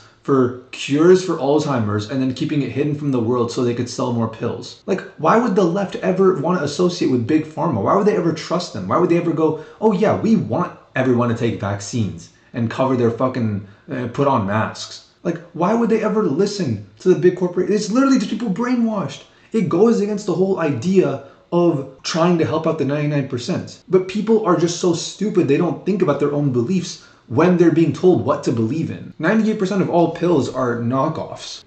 Pills like fucking Viagra are sold by the same company that like the fucking Lipitor or statin or whatever, myostatin and all that shit, which their side effects counteract. They give each other the problems that you need the pills for. If you take Lipitor, then you're gonna need Viagra, and if you take Viagra, you're gonna need Lipitor. Just people putting these people on these vicious cycles. It's just creating vicious. It's not creating value for the world to earn money. It's creating vicious cycles in the world to siphon money out of people and destroy value. It's literally it's people. Doctors put you under and they go, oh, I'm going to do surgery on you. You trust them that they have your money, that they have your body, they whatever, and then they go like, all right, everyone, come on in, fucking file his teeth, fucking take his dick off, whatever. Like that's what's going on in the stock markets. And also that's conspiracy theorist shit. I don't want to get into that, but that is what's happening. Government intervention with all this shit. And people trusting all these people that they have no business even involving their lives with. Like, we should be living in smaller, more intimate societies. That's the solution. The solution is more capitalism.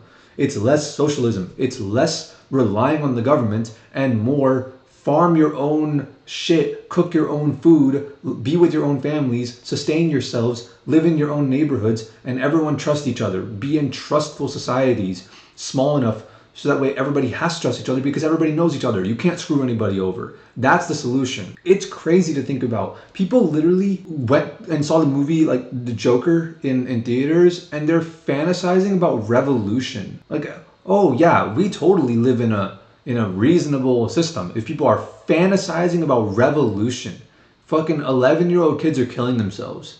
We're doing everything great. It's like if someone comes up to you in the gym and they give you some shitty advice, they happen to be big, but it's like anything makes you big in the gym. That's the nature of having a human body.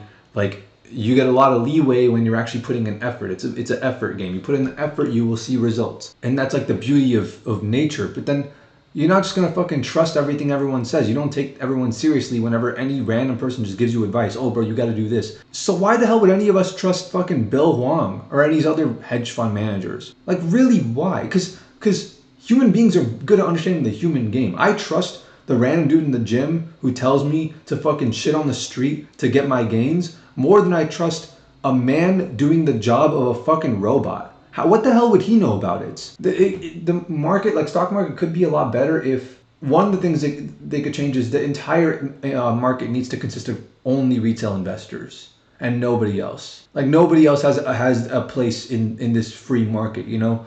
Take your fucking hedge funds to Venezuela or whatever, right? Because nobody puts their money into BlackRock or Vanguard to make the world a better place. They do it because those guys do what's illegal for retail investors to do, but they get away with it. That's why you invest in them. That's literally the reason why. Not because they're above the law, but because there is no law, and laws are decided by the biggest kids on the playground.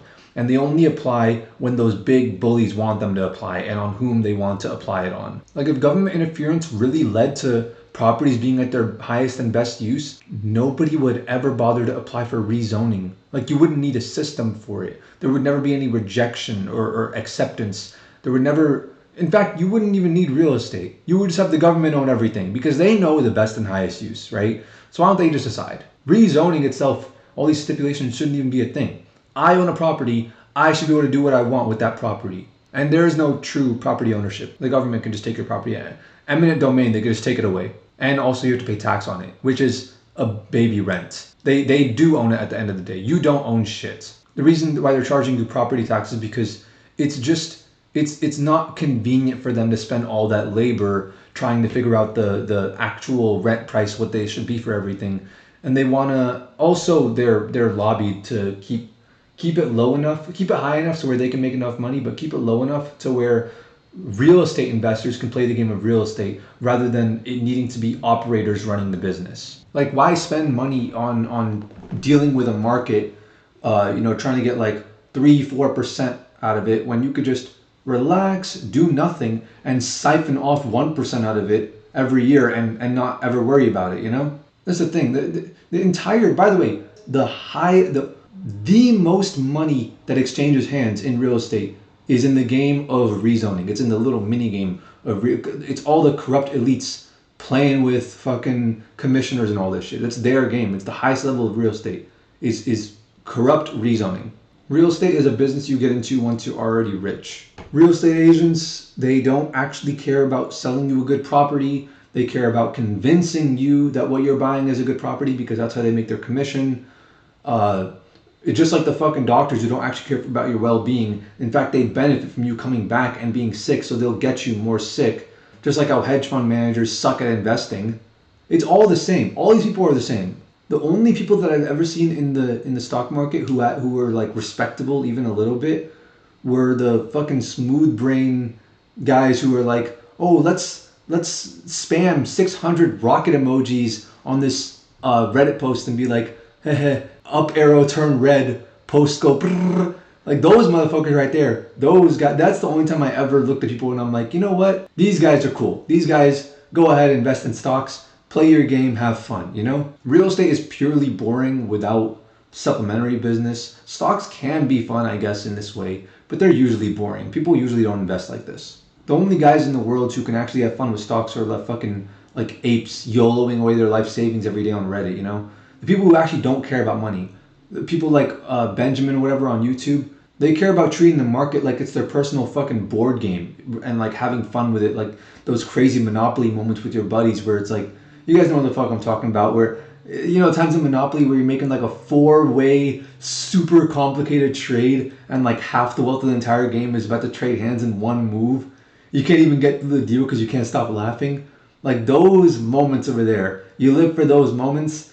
If you have those moments in stocks, hey, more power to you. Mad respect. Ignore everything I'm saying. I wish I was in your shoes, man. I wish I understood stocks the way you do, in the intuitive way. As much as you might try to go like, no, dude, I'm a fucking smooth brain ape. I don't know shit. Bro, I don't even know the fucking tickers for even the most popular stocks in the world. Wall Street Bets showed the world what you could do if the stock world was a free world. And you know what? If the real estate world was also a free world, it would solve many of the world's problems. Like in a free world, I should be able to walk through a park without being told it's private property and have the fucking cops call me if I don't leave. But nope, real estate is this thing that the government loves, fucking commies, taking away the American right to absolute property ownership. That would solve the problem too. It's like you can go either way, either no property ownership or absolute property ownership. Make it clear. Just don't have this fucking deception of like, oh, you own the property, but really you don't. It's government interference that's the problem. It's a group of humans who are corrupt, trying to take advantage of this capitalist game, claiming that they don't have to play by the rules because everyone needs someone to make up the rules. You don't need anyone to make up the rules. Everyone can play by the rules intuitively. And if they can't and they start cheating and they do all this shit, it's very simple. We don't want to play with them. That's all it is. But now we have a fucking government that's like, oh no, give us your property tax, give us your property tax. And if you don't, we have a sellout military who will just be our tools, and masculine men being used as the tools for feminine men to fight on someone else's behalf and take your property from you by force. It's fucking pathetic. Fuck the states. Fuck this expensive ass judicial system. Fuck the lawmakers who side with safety over freedom. Fuck Robinhood. Fuck BlackRock. Fuck every copycat trillion-dollar investment firm like BlackRock. Fuck the commies. Fuck Phase K. Fuck Rice Gum. Fuck Save the Kids. Fuck the banks. Fuck PayPal and their garbage platform. Fuck Hassan Piker. Fuck everyone who prioritizes personal wealth over a love for God and the desire to do right by people. And laissez-faire for the win, boys. I don't have a problem with like, oh, this market is pro-capitalism or pro-socialism or it's gambling or whatever. No, dude, they're just meaningless tasks. They add no happiness to the lives of anyone else. They literally drain energy from the world. They're low frequency activities. People in real estate who are richer than me tell me that, oh, I'm lucky because I'm able to do what makes me happy. And this includes my dad and my brother both. My dad is a multimillionaire. My brother makes maybe 100K a year. And both of them are like, they tell me that they're jealous of my life because I'm able to do what I love, even though I'm broke. And I'm inclined to believe them because I never had an urge to say that to them. I've met a lot of people who do stocks who all, like, none of them are even a fraction as happy as I am. No, they're always miserable, always trying to show off and go on fucking Instagram stories and show, like, go on social media like, oh, look how much better my lifestyle is than yours, you know? It's just, Joe Rogan said it best, the pursuit of wealth is hollow. I don't chase money, I chase my passion, I chase my dreams, but I do it so hardcore that hopefully the money will chase me as a result. It isn't more money, more problems. Money doesn't make you sad. It can buy happiness. In fact, the reason why everyone views money as so important is because it's a happiness multiplier. But you already have to be happy before you make money for it to multiply it. If you multiply zero happiness and a bunch of money, you're still going to end up with zero. And guess what? If you have negative happiness and you're a miserable person when you're broke, you're going to be an even more miserable person when you're rich. More money will bring you more problems then. More money, more problems applies to people who are going to be miserable no matter what. They're just pathetic ass people. Money for me does not bring problems. Money for me solves problems. But yeah, don't fucking, do whatever you want. Live your life, But I'm not going to fucking chase. I'm not going to worry about all this crypto shit. I was interested in crypto in the beginning, but people in crypto are the fucking worst, dude. Like CoffeeZilla and Mudahar and all those people, they know better than anyone else. It's always the dumbest motherfuckers that do crypto. Like you go to networking events and you go like, what do you do? And a guy goes like, oh, I do crypto. Nobody says this anymore because it's like shameful. People used to say that. People used to literally go, oh, I do crypto. I'm in the crypto space. It takes me 5 minutes talking to them to realize that they're stupid as shit, dude. You really have to think about what people are doing. These guys who just want to make a quick buck, they're just people who fucking smoke their dad pen all day and go like, yo, I'm gonna get this bread, but then they do nothing about it. And then whenever the crowd starts to jump on a trend, they always ruin it, trying to screw everyone else over for their own gain because they don't care about actually creating anything. They care about tearing others down to make themselves feel big. And then you think about like what the fucking market's become, Like look at options trading. That's insane. The fact that that's even a thing. Remember the example I gave? The first stock market, Dutch East India Corporation, people selling their shares, literally share, you can call them shares and it's an accurate word. And it's like, you know what, free market is not so separated. You're trading large sums of money for assets that generate you money over time. Okay, cool. But then options trading, that's fucking insane. It's the third degree, fourth degree of separation. Why are you being so separated? Why not have a little bit of intimacy? Why not be like, you know what? I'm invested in this ship. Let me fucking sail the seas. Let me go on this ship. That's how you live life. Not having a separate group of traders trade certificates with each other based on what they assume the other traders are going to be trading their certificates on based on arbitrary means where they don't actually get any of the real shares of the ship. It's like, who the fuck thinks that this is a meaningful, like you have to genuinely be stupid and simple-minded to think that this is a meaningful endeavor. It can't possibly be anything other than a zero-sum game. You look at a fake market that's already a negative sum game and you go like, yeah, let's gamble on what this fake market's gonna look like. What the fuck? Who does that? Like what rich person goes like, I could go and create the greatest works of all time and go around and shoot a music video for an artist I really like and produce that music video for a dream artist I've always wanted to work with. And FaZe was telling me, he's like, my dream is to shoot a music video for Chief Keef because FaZe is Chief Keef is Faizon's favorite rapper. And he's like, bro, if I have 10 million in the bank, I'm gonna just be like, yo, Chief Keef, $300,000 here for you. I'll shoot a music video for you. You don't even gotta pay me. I'll pay you 300K for a music video. I want to shoot a music video for you. Goes, shoots it, pays editors, pays VFX guys, makes the coolest music video ever made. And you go down in history like, man, I created something cool. Like, why not do that with your money? And you'd make a ton of money in return. Like, why not create? Rich people don't do this shit. Rich people don't play these stupid fucking games.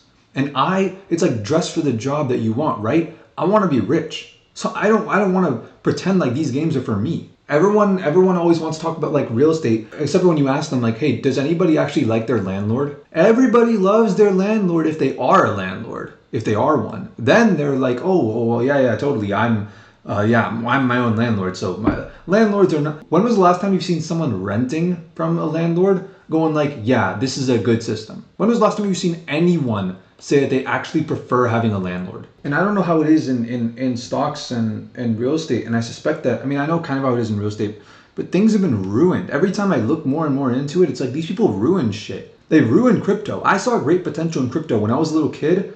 I saw what it could become and these motherfuckers ruined it. Like crypto could have changed the world.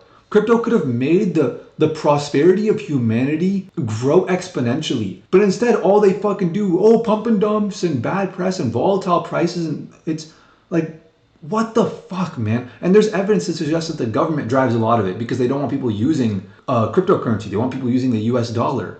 So it's like, Of course, root of all evil, the government. As usual, they're behind it. Because crypto can decentralize payments. It can put the banks out of business. It can break the monopoly that the government has over currency and give currency back to the people. Government officials don't want people to use crypto as a currency. They don't want it. It's a threat to their monopoly of unlimited dollar bills from the Fed that they can just print whenever they want. And if you're one of these people that gets spoon-fed all this fucking investment advice, then shut the fuck up. Either actually treat crypto like it's a currency rather than a market, or get the fuck out of here. Like stop, like go jump off a fucking bridge, honestly. Go drive off the fucking Golden Gate Bridge. And now the whole crypto community, like even the good part of the community that actually wants crypto to like be a thing for the future, a tool for the future, you know, like blockchain technology. It's still, they're just fucking, oh, now we have Bitcoin Cash and witness segregation 37.2 and all shit. Like, bro, why are you guys doing this shit? Why not just fucking fix the problems of Bitcoin? Everyone uses Bitcoin anyways. Fix the problems of it. Like the blockchain is like GTA file sizes. Why is it like this? Fix it. Allow people to have like a billion transactions a second or whatever. You do that and the whole world is able to use this currency. Give it some real anonymity like Monero. I don't even think you can put Monero on a nano ledger actually. There's government interference there, because otherwise why else would you not be able to do that? Because the government hates Monero. But it's like, that's exactly what you have to go for. Everything the government doesn't like is precisely what you must do. And the government wants you to invest in all this shit. They want you to pay higher prices for real estate so that way they get more in property tax from the appraised value. They want you to invest in crypto so that way they can use these AIs to fucking crash it and pump and dump and do all this shit to manipulate the market, to make it seem like a bad thing. And it's not like they could do anything about that one, but about people using crypto, but they'll do their best to make sure people hate it. They want you to invest in stocks. They want your capital gains taxes from your stock earnings. They want you to go through and treat cryptocurrency, because they can't get rid of it. So they'll go through and be like, oh, I'm gonna buy this fucking XRP and sell it 4 months later so I have more dollars. Like, if crypto's so great, why would you want more dollars? Why not more crypto? Why not buy crypto so that 4 months later you have more crypto? Why not do that? These people who have no understanding of actual value of money and all that shit. They don't have any understanding of currency. That they don't have any vision for the potential to do any real good in the world. They just go like, well, the world is shit and I'm shit, so I might as well just like do nothing and not help the world because I'm just fucking pessimistic as fuck. And it's like, why are you letting these people run things? Why are you encouraging them to invest? Why the fuck is Warren Buffett and these people making videos for that crowd? Imagine how great it would be if we had a currency that actually did what crypto was supposed to do. Like, oh, you got to pay your employees? Don't worry about sending all these fucking forms to the government and 1099, the fucking W-2, all this shit, hiring a payroll company to print these checks and all this shit. Nah, just use the payroll app on your computer or some VPS or whatever to automatically pay your employees based on what time they arrive to the building and what time they leave and the amount of work they get done. Give them a commission split. All automated. You can set all this stuff up in software. Like sending money to Twitch streamers, right? It's a huge problem for both sides because Twitch takes a cut. Twitch takes 50%. YouTube takes a cut as well. They don't take 50%. But like you don't even get reduced ads and there's chargebacks. Oh, but not anymore. All those problems are out the window. No more fucking, all this bullshit, fraudulent credit card claims, credit card industry scamming like $50 billion a year. Nope, no more. I mean, if you don't have my private keys, you're fucked. You can't do shit. No more credit card fees that companies have to pay so the prices of products can be lowered. It's just lower less middlemen getting in the way and just a simpler life. Everything becomes better. No more people that can leech off of the transactional labor. No more fucking banks selling your information to other companies because they clearly don't make enough money. They gotta also take your information and sell your email address to these like scam people and telemarketing and all this shit. Because of course, even after the trillions of dollars they make, they gotta make an extra few million, those like bullshit websites that are, oh, you wanna read this article? Subscribe for $5.99 a month. It's like, why would I subscribe just to see one article? Imagine a Chrome extension that keeps your crypto wallet there. Similar to like the Brave browser, but it's an open source Chrome extension and they don't lie to their customers and deceive them like how Brave browser did. And those websites could be like, you want to read this article? Pay 0.01 pennies and you're good. And you just hit enter and it automatically takes that much out of your wallet from your Chrome extension. And boom, everyone wins. It's global. It completely eliminate the need for fiat paper currency. It would unite the world under one currency. It would not belong to anyone or no one party could manipulate the entire currency. Everyone would need to agree on it. There would be no global Forex, like, oh, we got to trade the currency into this currency. No, it's like everyone can pay everyone else in a single currency for anything. Some actual peace of mind when traveling, People can be more at peace when living non-sedentary lifestyles, which is what we should be doing anyways. And all these other shitty businesses like fucking, like a lot of like Mint, TurboTax and all this shit, all those services become obsolete. You don't need IRS auditing, give us the papers of all your bank statements. Like, why do you need my fucking statements? My crypto address is right here. Look over my crypto address. You have it all. Like, you don't got to go through and dig and spend thousands of dollars to dig through like the past 20 fucking years of all your data. And it's like, bro, it's just my crypto address. That's all it is. That's why all this stuff pisses me off, because like I see great potential in crypto, or at least I saw it, and I saw these people ruin it. I saw the fucking marketing guys and the ad guys and the guys who were like, oh, I want to make a shit ton of money so that way I can live an easy life, rather than I want to make a shit ton of money so I can create something great. I saw all the fucking easy guys, the feminine ass dudes, like they are the ones who came up off this shit, and they're the ones who ruined cryptocurrency. And I don't know the detail. I don't have a vision for the greatness of what stocks could be, but I suspect the same thing happened over there too. And NFTs are fucking stupid as well. Like how discontent are you going to be in your current fiat currency that you have to make another fiat currency that's even more inconvenient than the last, and then act like everyone's a fucking genius for having it, even though it doesn't even solve any problems. In fact, it adds more problems. NFTs are, like the US dollar is at least backed by the fucking military, strongest military in the world. NFTs are backed by the dumbasses who hope and pray that there's another bigger dumbass out there who will buy it for more.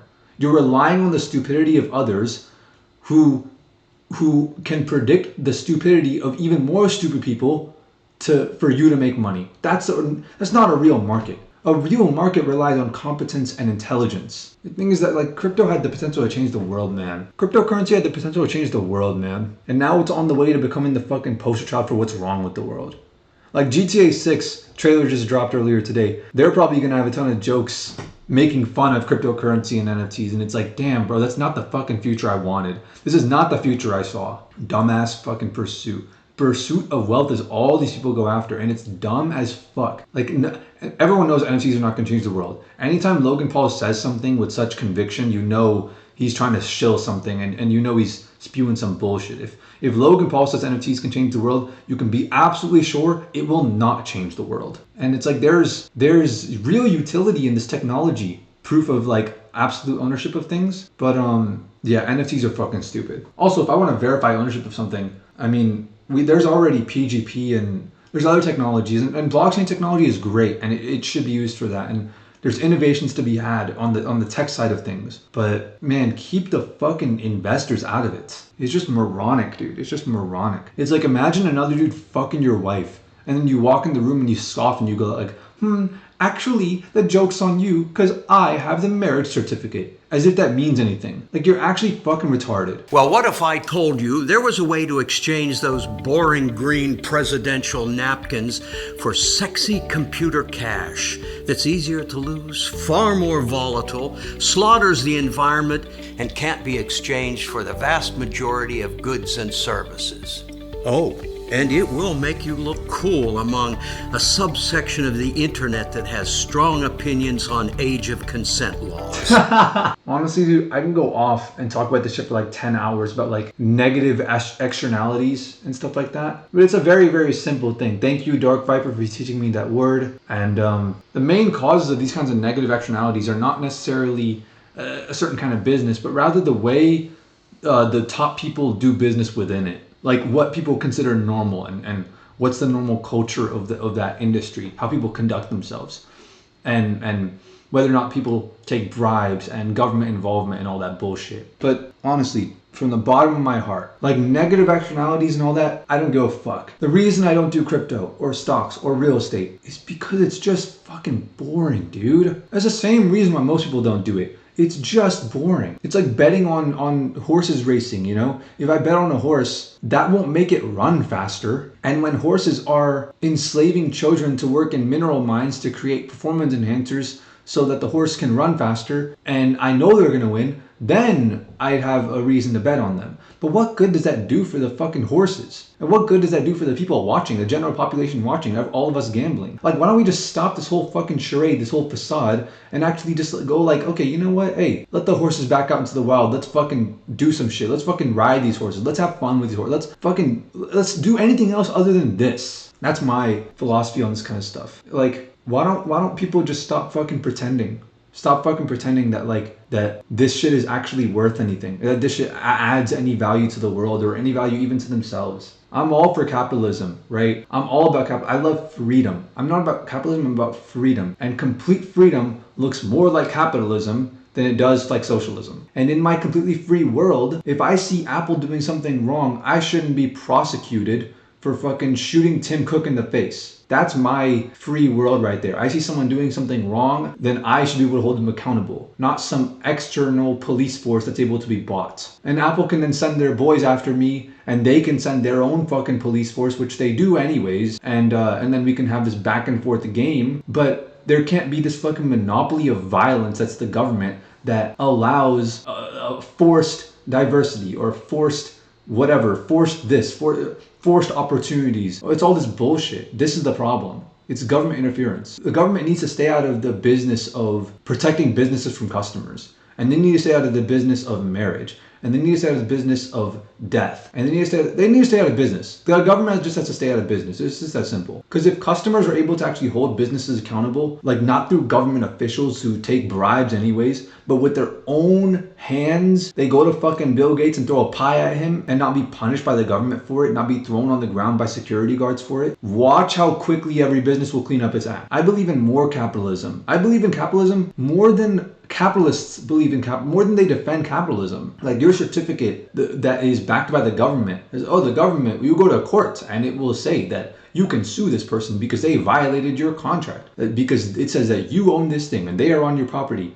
I don't give a fuck. You own the money you can carry, because this is the world of pirates. If you can't carry it and someone's gonna take it from you and no government is gonna back you up, it is not yours. That's not yours anymore. The only land I own is the circle around me that which my sword extends out to. I'm not just laissez-faire. Laissez-faire in war and amour. That's what I am. Oh yeah, and fuck these guys in particular. Okay, bye guys.